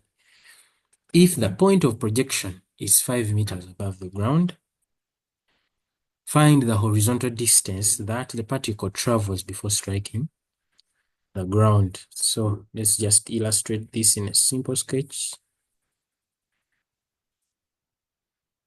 So it is projected from here at a velocity of 21 meters per second at an angle of 30 degrees, and it goes all the way down. So they want us to find this distance. Let me call it X. So, what is important to do is find the time that the particle takes to move from this point to this point.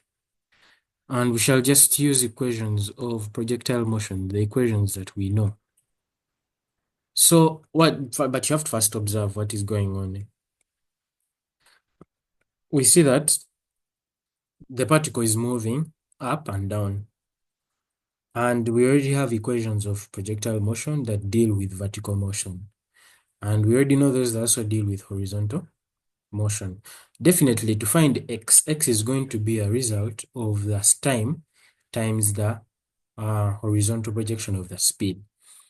There are different proofs that can be made, but the horizontal the horizontal speed or the horizontal projection of u, right? You know u is 21, but the horizontal component is going to remain constant, always remains constant in projectile motion.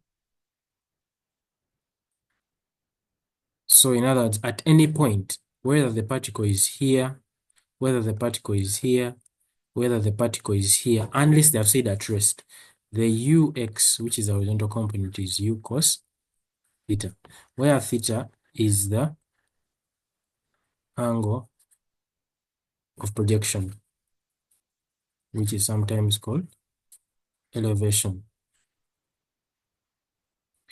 So that is the fact. That's one thing that we know. So that's what we are going to do. We already know u, we already know theta. And remember, x is a product of the speed and the time it will take. So we have to find u cos theta times t.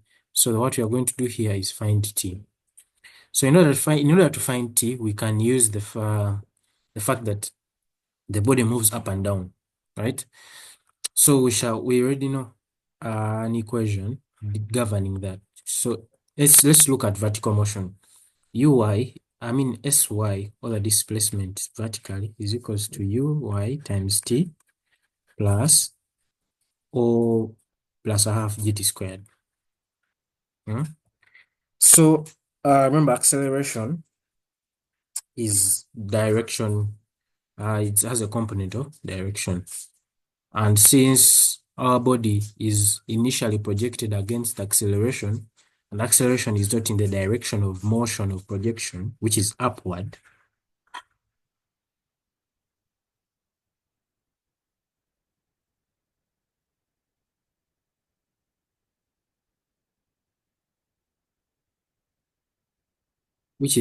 then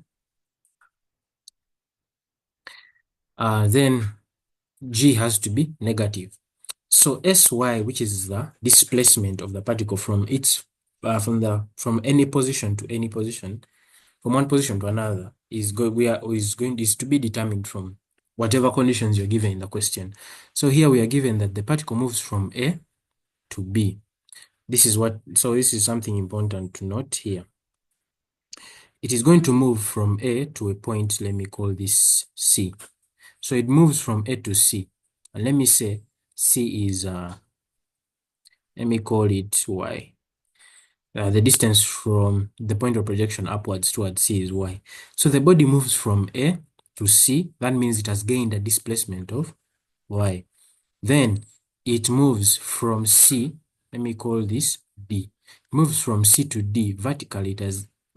Its displacement has reduced by Y.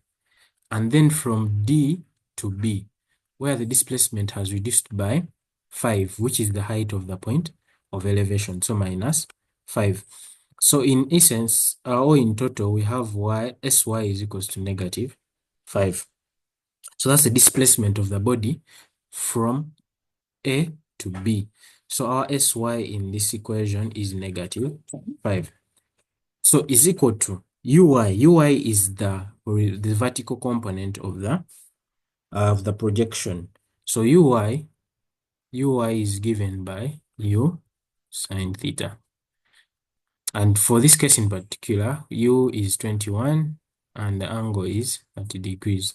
So Uy is equals to 10.5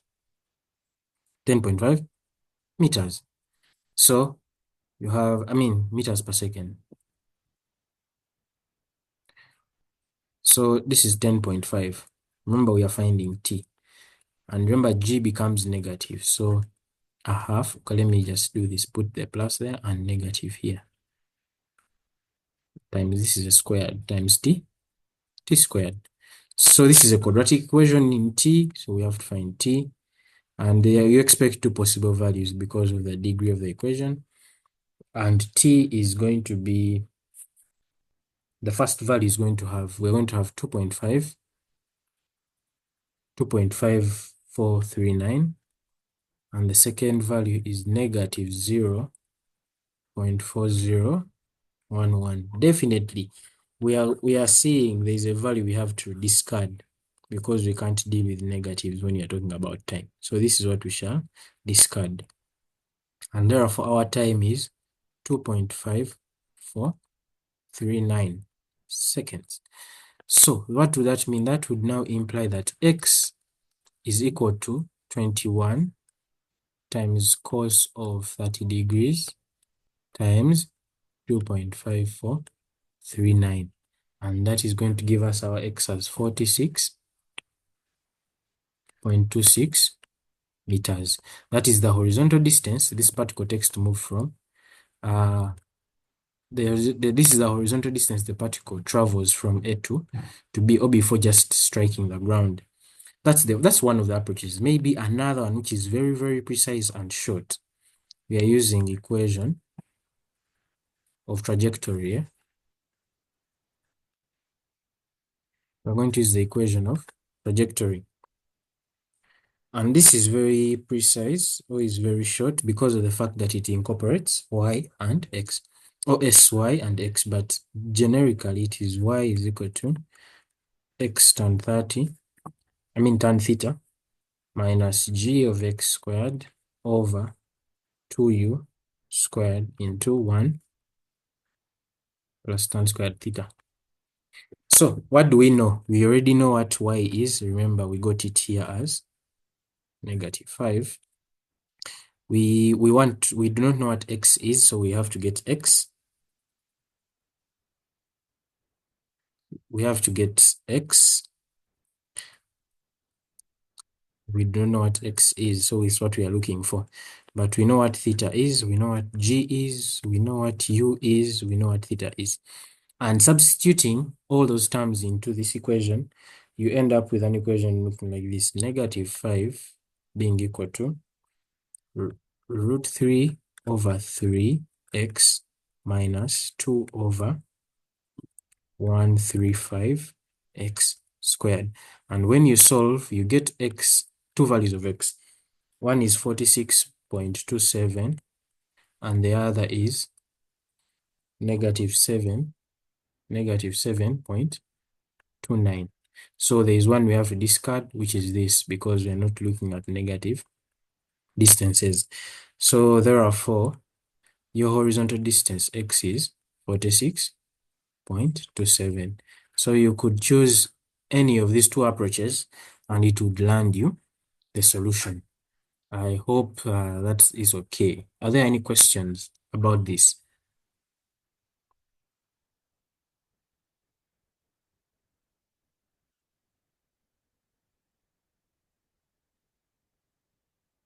Okay, it looks like there's no question. I hope you have all understood what we have done.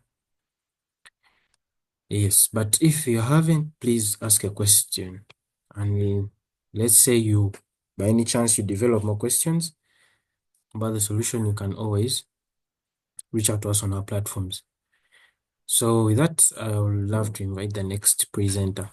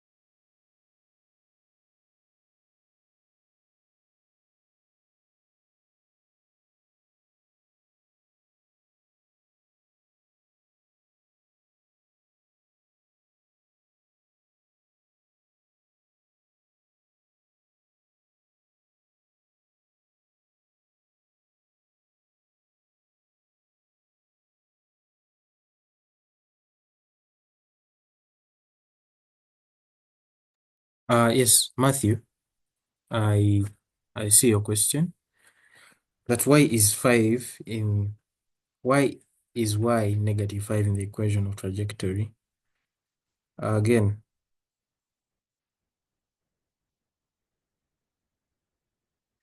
I had already explained how to get negative 5. Y is a displacement is a vertical displacement from one point to another. So as I said earlier, if you're to look at our sketch, we said the body is moving from A to B. And I explained when it moves from A to C. Okay, now let me change what this is. Let me call this Y1. Okay, so when it moves from A to C, it gains a displacement of Y1. C is, let's say, the maximum point. And when it moves from C to D, let me write down here, Y1 from A to C. Then from C to D, it travels downwards by Y1. So the displacement again changes to negative Y1. Then when it moves from D to B, it travels down by 5 meters. So that is negative 5. And in total, this is going to give you negative 5. And Y is just representing the distance or the displacement at any point, the vertical displacement at any point. So for the particle traveling from A to B, its vertical displacement is going to be negative 5 because it goes from A to C, that's Y1, that's positive Y1, then from C to D, negative Y1, then from D to B, negative 5. And that is giving you Y as negative 5, the overall displacement. I hope that's okay, Matthew.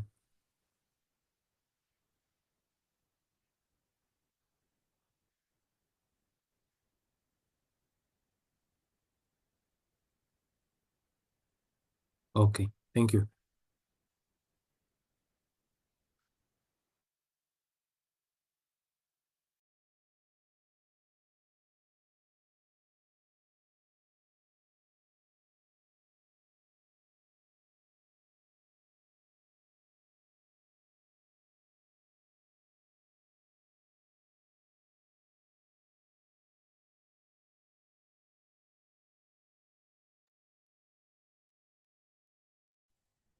Okay, you can all hear me?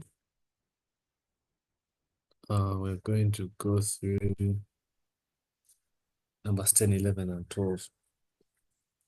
Yeah. So number 10, it's from projectile motion. I understand you've just looked at questions from projectile motion, and the equation of the trajectory was shown to you, and it's what we're going to use here.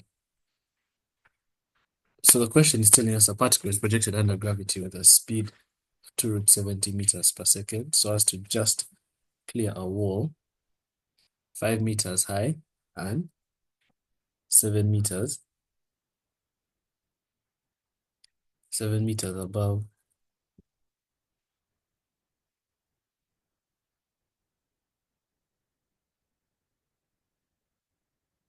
seven meters above 20 meters away from the point of projection. So 5 meters high and 20 meters away from the point of projection. We've been asked to prove that there are two possible directions of projection which include an angle between them whose cotangent is 19/8. Okay, so what does this look like? First we'll have a sketch to illustrate what this looks like. So this is our point of projection, and say this is the point, which is 5 meters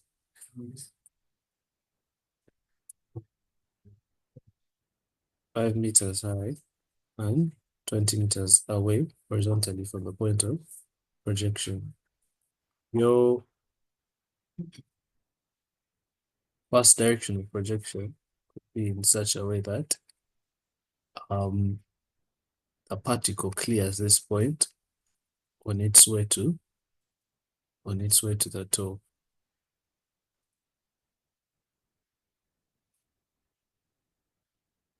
and then continues, and then eventually comes down. Yeah? Or it could be that it's now coming down. This is about best. It's now coming down and it's passing through that point. So you could have this as your projection, or, and we've been told the speeds already. So you could have 2 root 70 in that direction, or 2 root 70 in that direction. So you can see that indeed you have two possible angles of projection. So I first wanted to show you what that would look like. Now, what have we been given? We've been given the x and y, the horizontal displacement and the vertical displacement. How can we use this? Okay, so what do we know? We know that, remember what we've been asked to find is the angle projection, really. The two angles of projection. Yeah, we've been asked to prove that there are two possible directions of projection. We can see that from the sketch, but we haven't proved it because we haven't solved any equations that show this. Whose angle between them has a cotangent of 19 over 8. So we know that x is, the horizontal displacement is 20 meters and the vertical displacement is 5 meters. So we could substitute straight away in the equation of the trajectory. Yeah? They haven't told us that it's being projected from a height above, so we can easily just assume that it's on the same what? The point of projection is on the same, you could say, vertical, same altitude, the same altitude as where the particle is going to end up. So,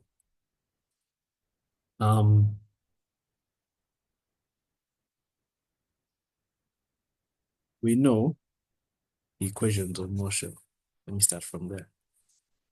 The second, that S is equal to ut plus a half at squared. This is true for a particle moving with a constant acceleration. S is its displacement, U is its initial velocity, and t is the time at any given point of its motion. Now, if we use this in projectile motion, for our vertical motion, the vertical displacement is going to be U sine theta times t, because U sine theta is the vertical component of the initial velocity, minus a half gt squared, minus because the acceleration acts in a direction opposite to the direction of the initial velocity. See, U sine theta acts upwards, but g is acting downwards, so that's why we're subtracting. If we do this for the horizontal displacement as well, this is going to be U cos theta times t. There is no acceleration for the horizontal motion, so we don't have a part there and a half at squared. And U cos theta is the horizontal component of the initial velocity. Now, from this equation, you get that t is equal to x out of U cos theta. And then when you substitute this in, that in this, you get that y is equal to U sine theta times x out of U cos theta minus a half g x out of U cos theta squared. This gives us the equation of the trajectory, that y is equal to x tan theta minus a half gx squared out of u squared times the cos of theta squared. Now, we can write this as y is equal to x tan theta. Realize that we also have u. I hadn't written it. 2 root 70 meters per second. And what we want is really just tan theta. So, if we write this as this, minus a half gx squared out of u squared, we can write the cos theta squared as 1 out of cos of theta squared as the sec of theta squared. Now, why am I doing that? Realize that in my equation right now, I have everything except tan theta and the cos of theta squared. So I can write the 1 out of the cos of theta squared as the sec of theta squared. And from the Pythagorean identities in trigonometry, I can write that as 1 plus the tan of theta plus the tan of theta squared. So that comes from trig. Now, at this point, what do? We substitute because we have an equation that has one unknown. Everything else is what? Everything else is known. So 5 is going to be 20 tan theta minus a half times 9.8 times 20 squared. This is out of 2 root 70 squared times 1 plus the tan of theta squared. Now, when you simplify this, you end up with 20 tan theta minus 7 times 1 plus tan of theta squared. Now you should rearrange this to have a quadratic that looks like this.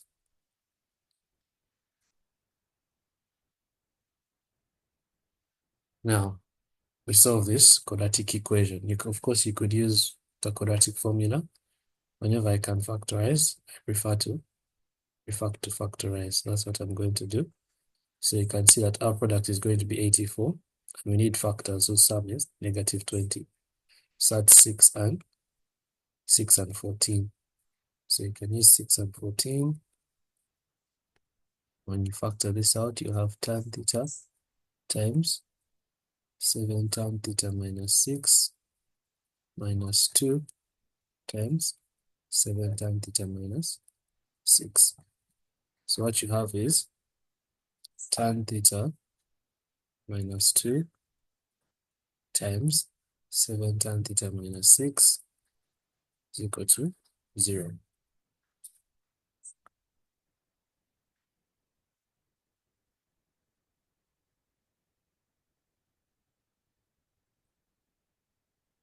Okay, so something in the chat, I thought maybe you weren't hearing me, but we're okay.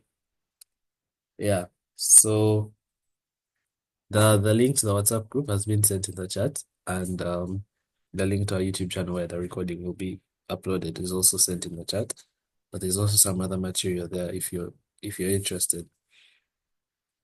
So when we solve this, we'll have that tan theta could be 2, but tan theta could also be 6 out of 7, sorry.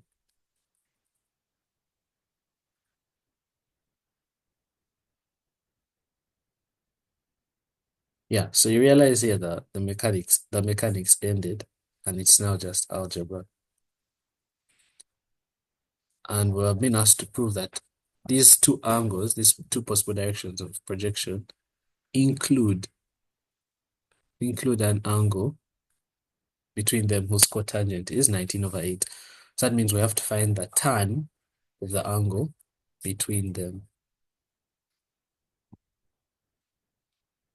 So I could say that tan of theta 1 is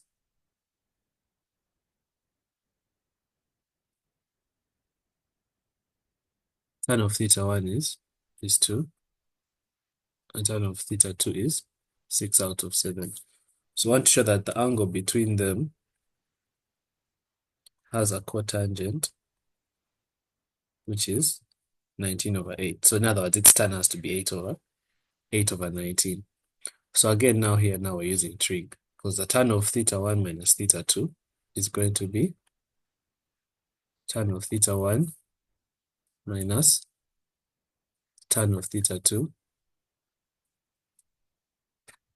but divide by 1 plus tan theta 1 tan theta 2.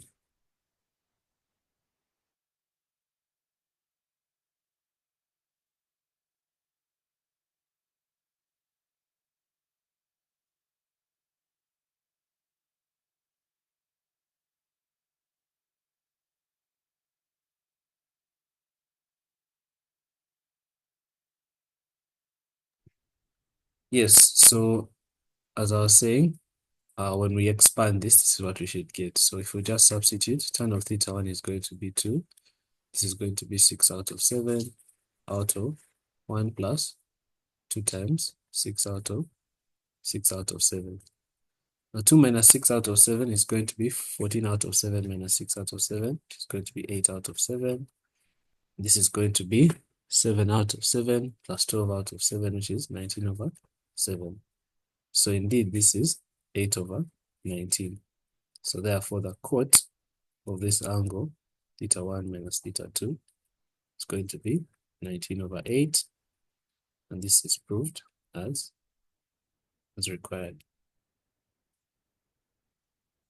Yeah, so a question that looks hard initially, but once you're faithful to what you know and follow the steps till the very end, after substituting the equation of the trajectory, everything comes out smoothly.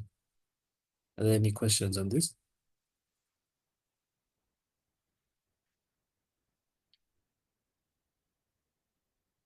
You can also give comments. So you can also give like hand claps if you feel like the solution has impressed you. Or you can, yeah, so you can also do that. It's allowed. You don't have to just ask questions. Okay, so we move on to an even more interesting question. A particle P is projected with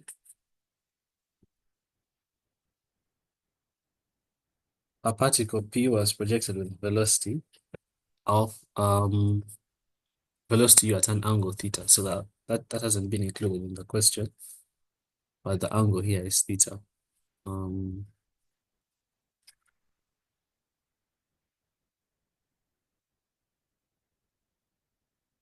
Yeah.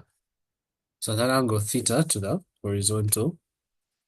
T seconds later, another particle Q is projected from the same point, but with the same velocity at an angle alpha. So we have two different angles, theta and alpha, of projection. If the two particles collide, find an expression for the time t in terms of u, theta, and alpha. So in other words, we've been told the two particles collide, and we want to see how we can find t in terms of the initial velocity and the angles of projection.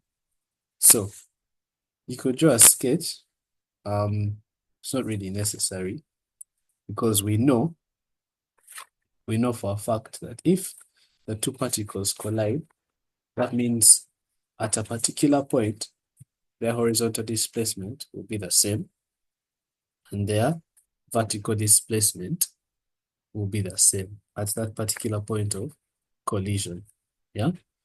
So xp at the point of collision, the horizontal displacement of particle P, we know that xp is given by u cos theta times t, like I just showed on this slide.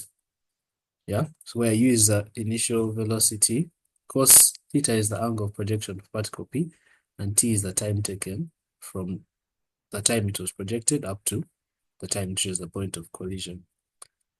Now for particle Q, this is going to be u, same initial velocity, cos alpha, different angle of projection.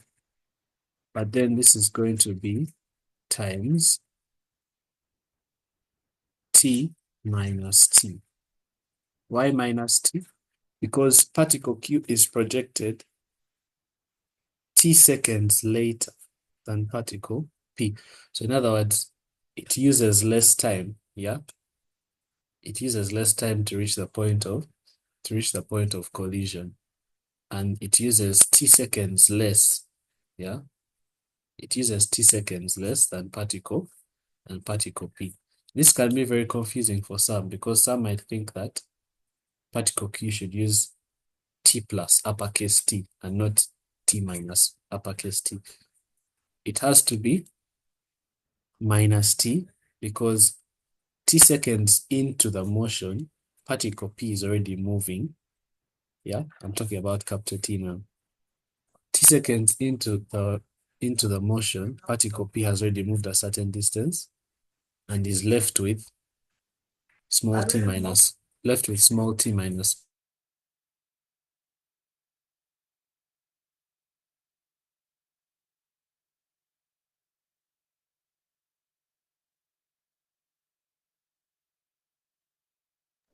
So we're going to use u cos alpha times t minus t. Now, these two horizontal displacements are the same because these particles are projected from the same point according to the question. So we can equate u cos theta t to u times the cos of alpha times t minus t. Now we're going to come back to this equation. Let's first do the same for the vertical displacement. Or we could continue with this equation, just so that I can show you that it's insufficient for us to find t strictly in terms of u theta and alpha. So you realize that this is the same as u cos alpha t minus u cos alpha big T. Now, it's very easy also for you to think that t minus t is multiplied by this angle alpha here. Don't make that mistake. That's why I put cos alpha in brackets. And if you can write t minus t before cos alpha, that would even be better. But make sure you don't consider it as part of the angle. So, this is what we have. You realize that if I decide to make this t the subject, I'll have small t in my expression. So question here, why is xq equal to xp? If these two particles collide, yeah, I didn't want to draw a sketch, but imagine they collide.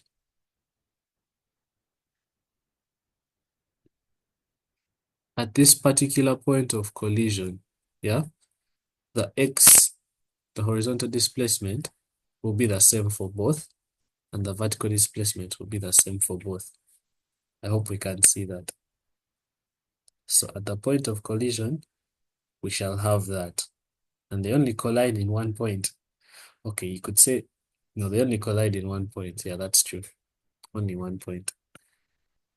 Now, that's also going to be key as we do this question. Now, why P? Like I was saying before I read that question from John Baptist. If you express t, if you make t the subject of this equation here, you realize that you have small t in your what? You'll have small t in your expression. But they asked us to express big T in terms of u, theta, and alpha. They haven't said so, but they don't want small t in your expression. They want it strictly in terms of u theta and alpha. And so because of that, this equation on its own is not sufficient for us to give us the expression that we've been asked for. Because if you make t the subject of this equation, we could go ahead and do it. I shouldn't just talk about it. You'll have u cos alpha t is equal to u cos alpha small t minus u cos theta small t. So you'll have that t is equal to u cos alpha t minus u cos theta t divided by u cos alpha. So you see that, yes, it's in terms of u, alpha, and theta, but there's also that small t in your expression. So this is not sufficient for us. And so we don't rush to write that equation. Remember, you have to be calculated in your steps to make sure that we end up getting what we want. Now someone is asking, Carol is asking, if they're projected from different points, will their x's be the same? Of course not, because now if they're projected from different points, if you draw a sketch, you'll have to include that extra distance, yeah? if it's something like this, yeah, this at this point of collision, the displacement of this particle horizontally will be this. But for this particle, it will just be this. So here, their horizontal displacements are not the same, but you can see their vertical displacements are the same because they're projected from the same height. It was just a by the way. Okay. So as we proceed, we know that this is u sine theta t minus a half gt squared. For q, what's it going to be? U sine alpha times t minus a half g times t minus t squared. Okay, now here's a problem. We have terms, we have some squares, yeah? But then we also know that these are equal, yeah? So we can equate them. So we'll have u sine theta t minus a half gt squared. We equate this to u sine alpha times t minus t minus a half g t minus t squared. Now, strategy, yeah? We need strategy. We want to express t strictly, big T strictly in terms of u theta and alpha. That means we have to eliminate small t. So, it makes sense for us to make small t the subject here. Why this equation? This equation, it's easy to make small t the subject, yeah? Because there's no term in t squared. Here there are terms in t squared for both small t and big T, so it will be hard to make them the subject. So I make small t the subject here and substitute it in what? In this equation, so that I can eliminate it. Now, before we do that, let's first expand this equation here. Now, when we expand it, what do we get? U sine theta t minus a half gt squared is equal to u sine alpha t minus u sine alpha big T minus a half gt squared plus gtt minus a half gt squared. If you're confused about this last part I've just written, remember that t minus t squared is equal to t squared minus 2tt plus big T squared. So this follows exactly from what? From that. Don't get confused. Now again, I said strategy, yeah? If we substitute t where it is squared, it might not be ideal for us. And we have some good news. The good news is we have minus a half gt squared here and there. So that means the terms in small t squared are not going to be there. So we can thank God for that. So what should we do? Every term that has small t in it, we can take to the left-hand side. So this will give us, I'm going to do that and factorize at the same time. So t times u minus u sine theta minus u sine alpha. So I've taken this term to the left. Which other term are we taking? GTT. So minus GT. And we're equating these two. Which terms are left? All the terms that are left on this side have big T, right? We have minus a half GT squared and minus u sine alpha t. They both have negatives also, so we can factor out the negatives that we're left with. U sine alpha plus a half GT. Okay, so this is where we're at. Now, you didn't need to factor out this t, but you're going to see why I've done that. If we come back here and make small t the subject, what are we going to get? We'll have u cos theta t minus u cos alpha small t is equal to minus u cos alpha big T factor out the t here, you'll have u cos theta minus u cos alpha is equal to minus u cos alpha t. So realize there is u on both sides, so you can divide by it, and then you'll be left with t cos alpha over u cos alpha, the u's were divided by cos alpha minus cos theta. What else have I done besides dividing by u? I've also multiplied each side by -1, so that this negative goes away. And now what was cos theta minus cos alpha becomes cos alpha minus cos theta. Then I divided by it. So this is my expression for small t. So I'll just say that again in case anyone may have got lost in those steps. Multiply both sides by -1 so that the negative this side goes away. Divide both sides by u, and then divide both sides by cos alpha minus cos theta. This is exactly what we'll get for our expression for small t. So now if we substitute, substituting,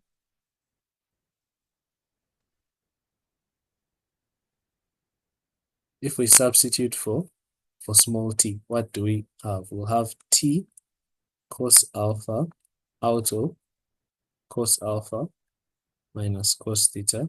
I hope you can still see where I'm writing. U sine theta minus U sine alpha minus GT is equal to negative T times U sine alpha plus a half GT. Remember, we had some bit of worry because of this T squared. T squared sort of worries you that you might need to solve a quadratic equation at some point. And usually when we're just doing that for unknowns, it's a bit tricky. So having that in mind, you want to think that, oh, will there be a way for me to do away with that t squared? So will I be able to cancel that t at some point? The good news is, here when I express small t in terms of big T, I have it as t cos alpha times cos alpha minus cos theta. So I have a t on the left and I have a t on the right. So that means my t squared is going to disappear. So that t is going to go away with that t. And we are allowed to do this. Why? Because I said there's only, where did I say it? I said there's only one point of collision. Now, if there were 2 points of collision, then you could say that there are 2 possible values of what? 2 possible values. 2 possible values of t. But because we are sure there's 1 point of collision, we're sure because these particles are projected at different times. So the idea is that when the time this one finds this one, it will they'll both be coming down, but because this is projected at a smaller angle, it doesn't go as high as the previous one, but it will go further. So they'll meet at that particular point. So we can divide both sides by t. Again, if you decided to take this whole term to the left and then factor out t, so you'd have t times a big something is equal to 0. T cannot be equal to 0 because that wouldn't. When t is 0, that means the particles have been projected at the same time. Yeah, it means the particles have been projected at the same time. So you could say their second point of collision would be when they're starting. But that's if t is 0. So because that's not a solution to our question, we can divide both sides by t. I hope that makes sense.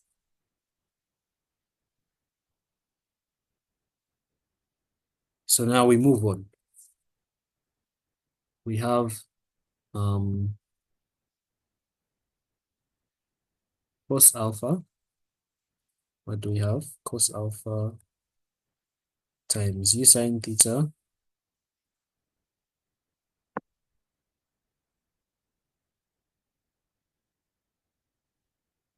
minus u sine alpha minus gt is equal to, now this is what I'm going to do. I'm going to take this cos alpha minus cos theta to the right. Yeah. So it's going to be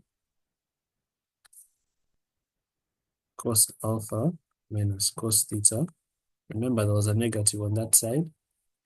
And what was in the brackets? U sine alpha plus a half GT.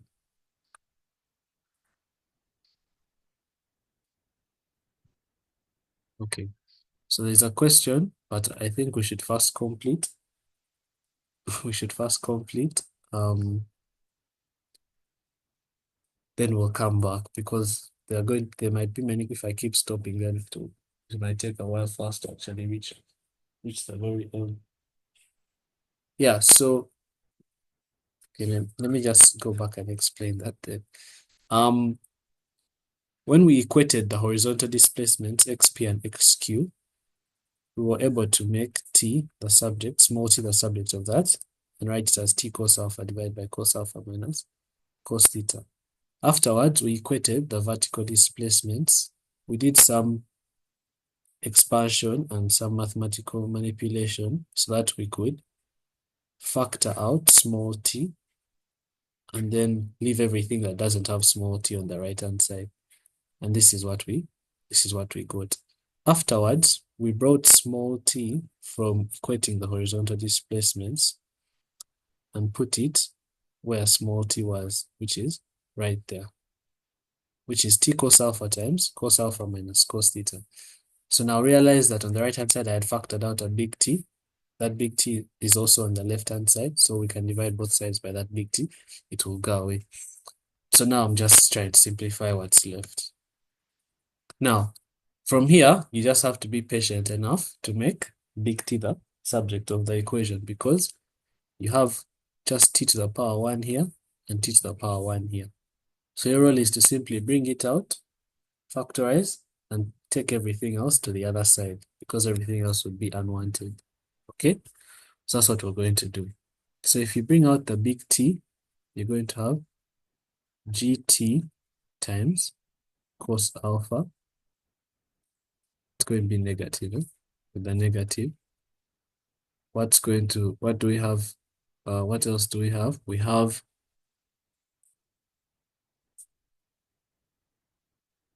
U sine theta cos alpha minus U sine alpha cos alpha. When we expand this side, what do we have? We have minus U sine alpha cos alpha minus a half GT cos alpha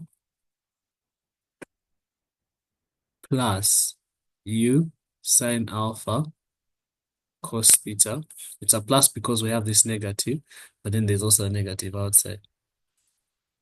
And then plus a half GT cos theta.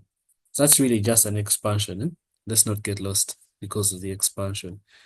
So you can confirm that we have done it religiously. And I think we have.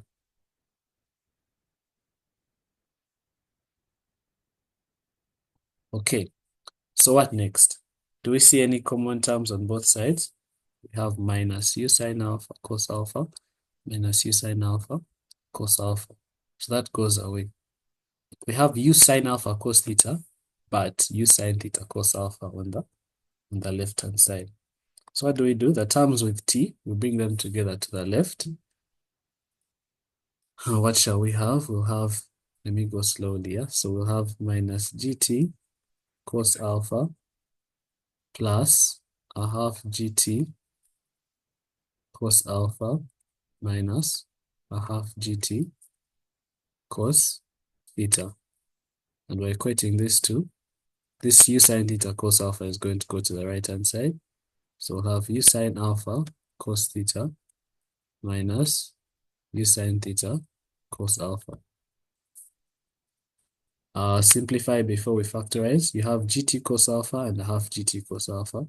So it's going to be minus a half gt cos alpha.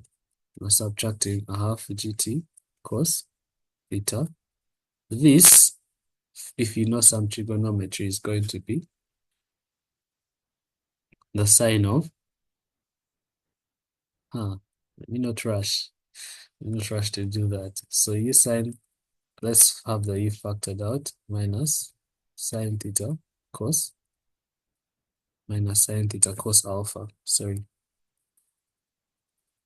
Yeah, so for some of you, you could realize that this is the sine of alpha minus theta. But I don't want to rush to do that because I don't want to confuse anyone. But let's have it there on the side. Now, what can we factor out here? So that we have t. We'll have t, and on the inside we'll have negative a half g is also common. And we'll have cos of alpha minus cos of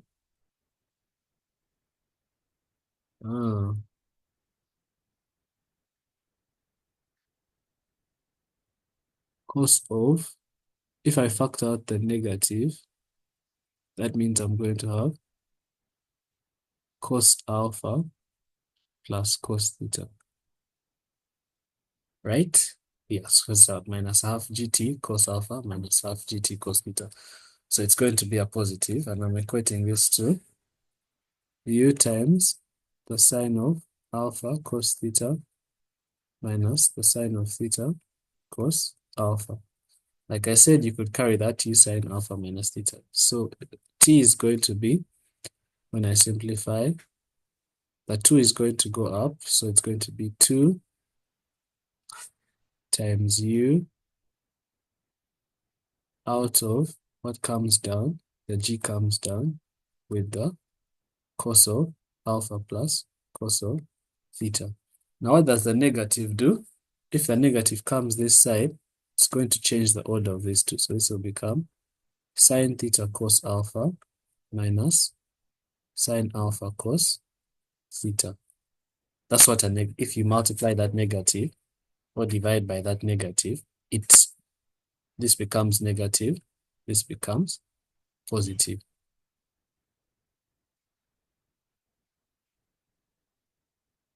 Okay, I hope we're together. That's simply multiplied by -1. You just have to follow through with the algebra. Here, it's like I said, like I didn't say, but this is at this point, we're just doing algebra. The mechanics ended.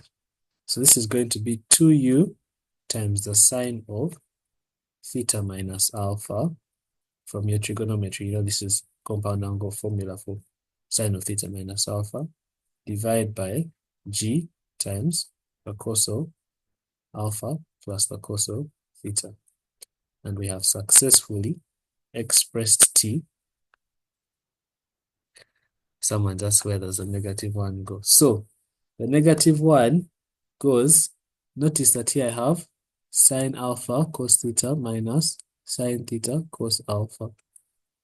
But when you multiply by -1, it changes to sine theta cos alpha minus sine alpha cos theta.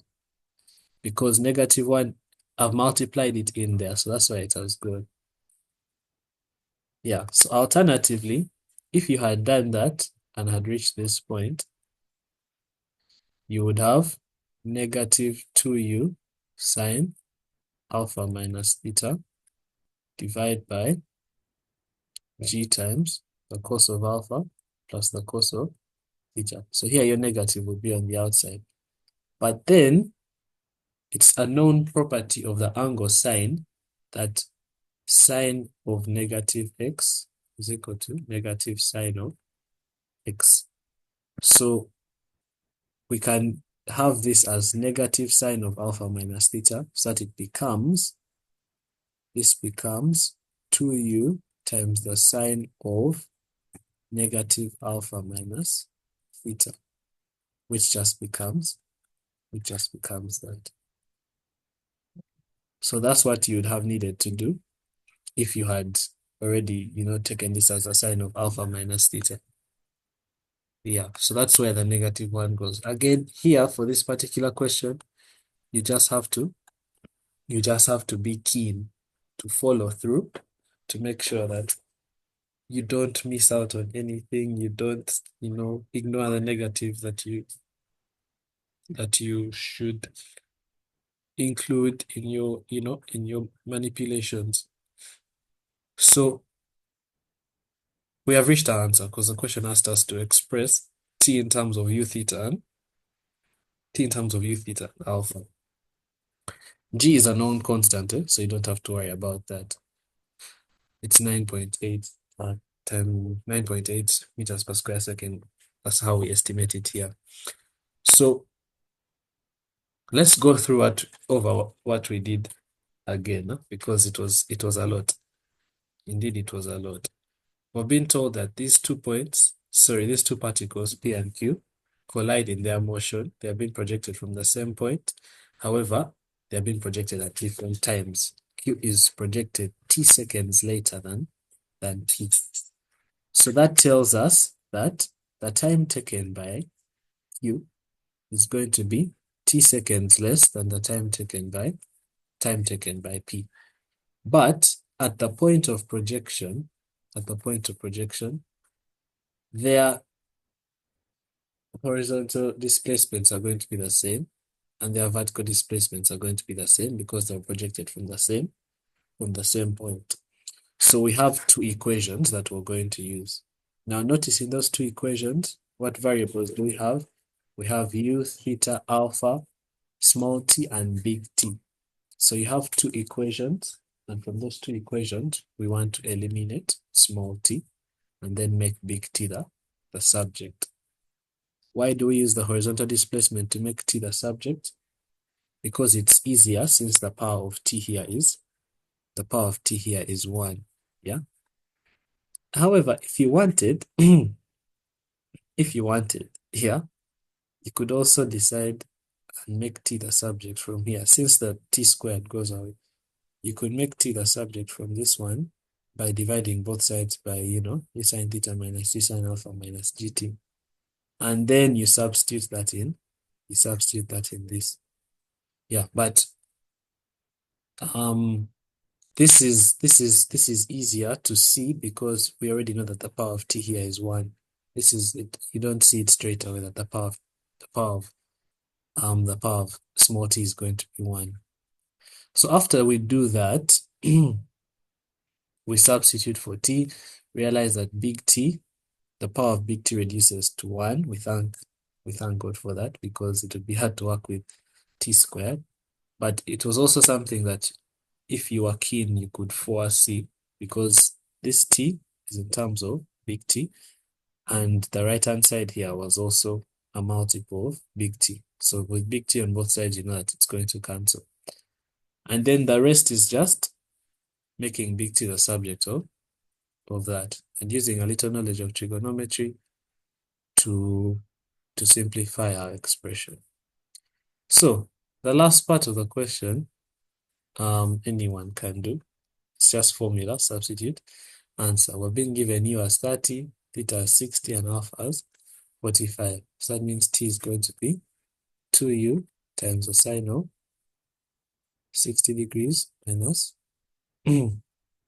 45 degrees. So I have to substitute for U as well.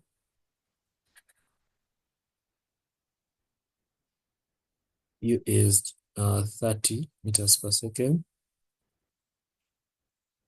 times the sine of 60 degrees minus 45 degrees, divide by 9.8 times the cos of 60 degrees plus the cos of 45 degrees. That should be your answer. I think that's the easiest part of the question. Yeah, so even if I don't give you the final answer there, something that I know all of us can do. So, any questions there before we proceed to question 12?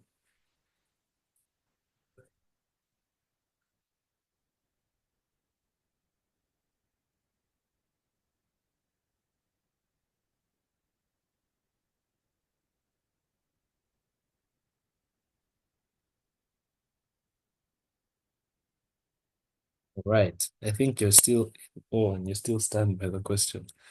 But yeah, projectile motion questions can be like that. It needs you to really be thinking on a different level.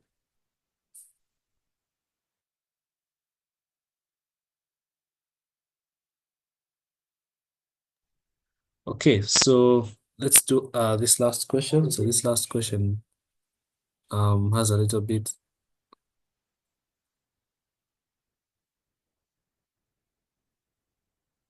This last question has a little bit of friction. No, like knowledge about friction. There's nothing wrong with the question itself. A box of mass 100 kilograms lies on a rough horizontal floor. So once you see the word rough, you already know that friction is involved. The coefficient of friction between the floor and the box is 0.2. Calculate the magnitude of the force P, which is necessary to pull the box horizontally if P is applied horizontally first and then at 30 degrees above the horizontal second.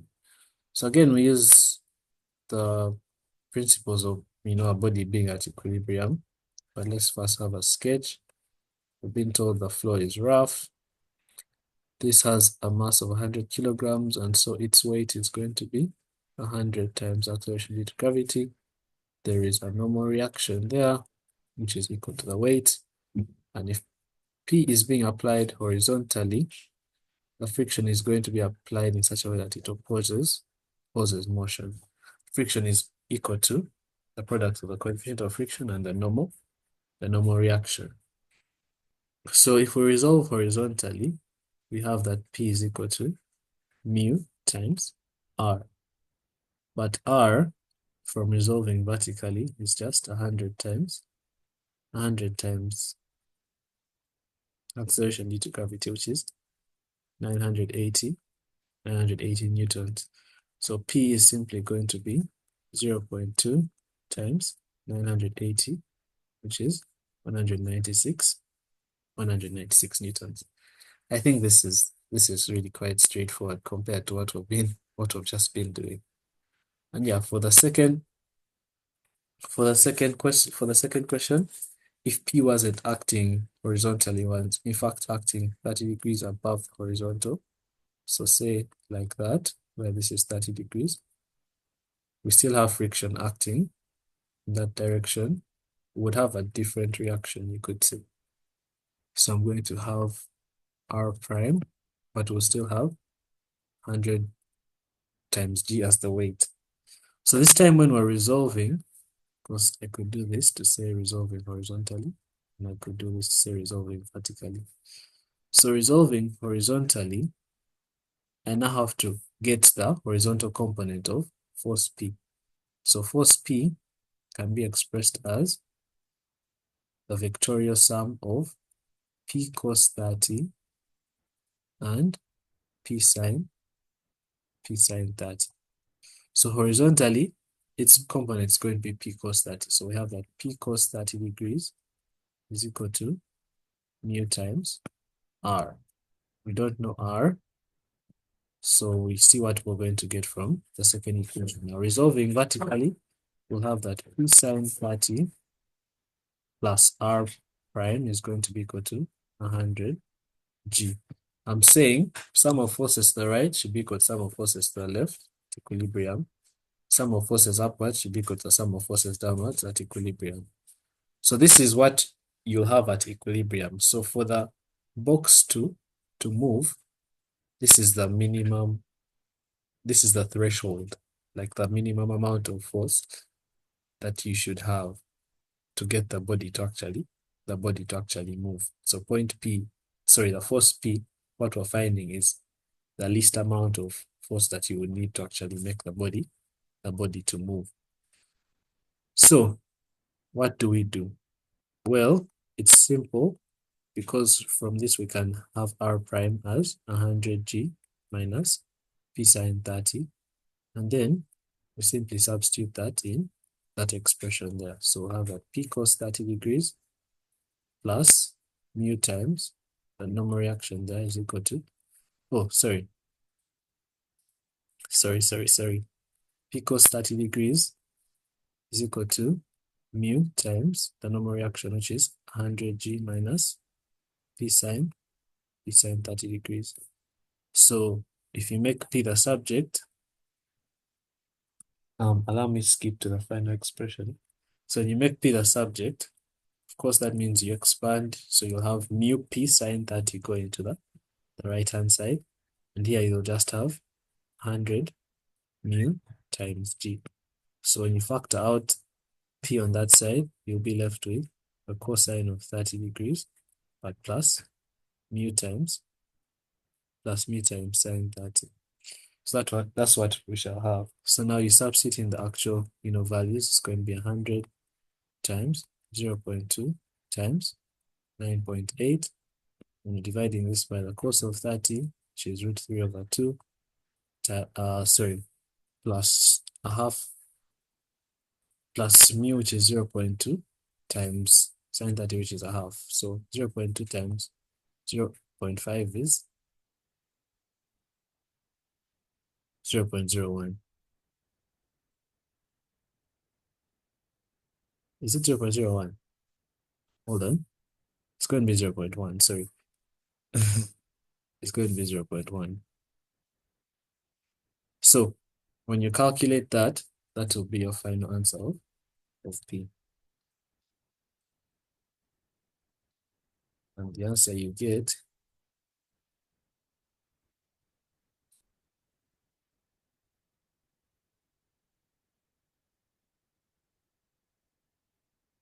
would be 202.8932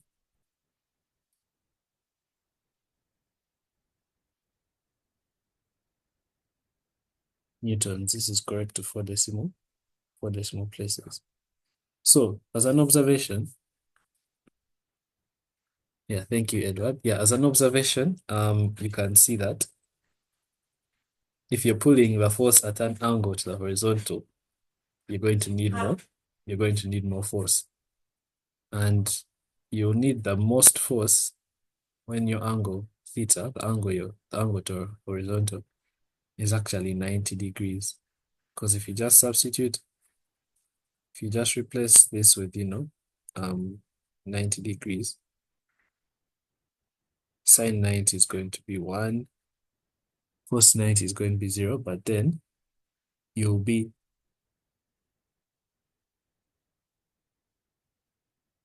oh no, that's actually not the case. I think I had mistaken that for something. No, but when you're oh yeah, actually it's the case. So when the sine is 90, you have to divide both. Of course, the mu will cancel out. So the force you'll need will actually be the entire weight of the box, because you'll be trying to pull it upwards. So the reaction won't help you when you're trying to lift it above the ground. Yeah, so the mu will cancel out and you'll need a force equal to the entire weight of the box to lift it above the ground. Of course, there'll be no friction there because you're lifting it above the ground. You're not moving it along the floor. So the friction there wouldn't be applied. Yeah, so that's the end of number 12. Are there any questions on number 12?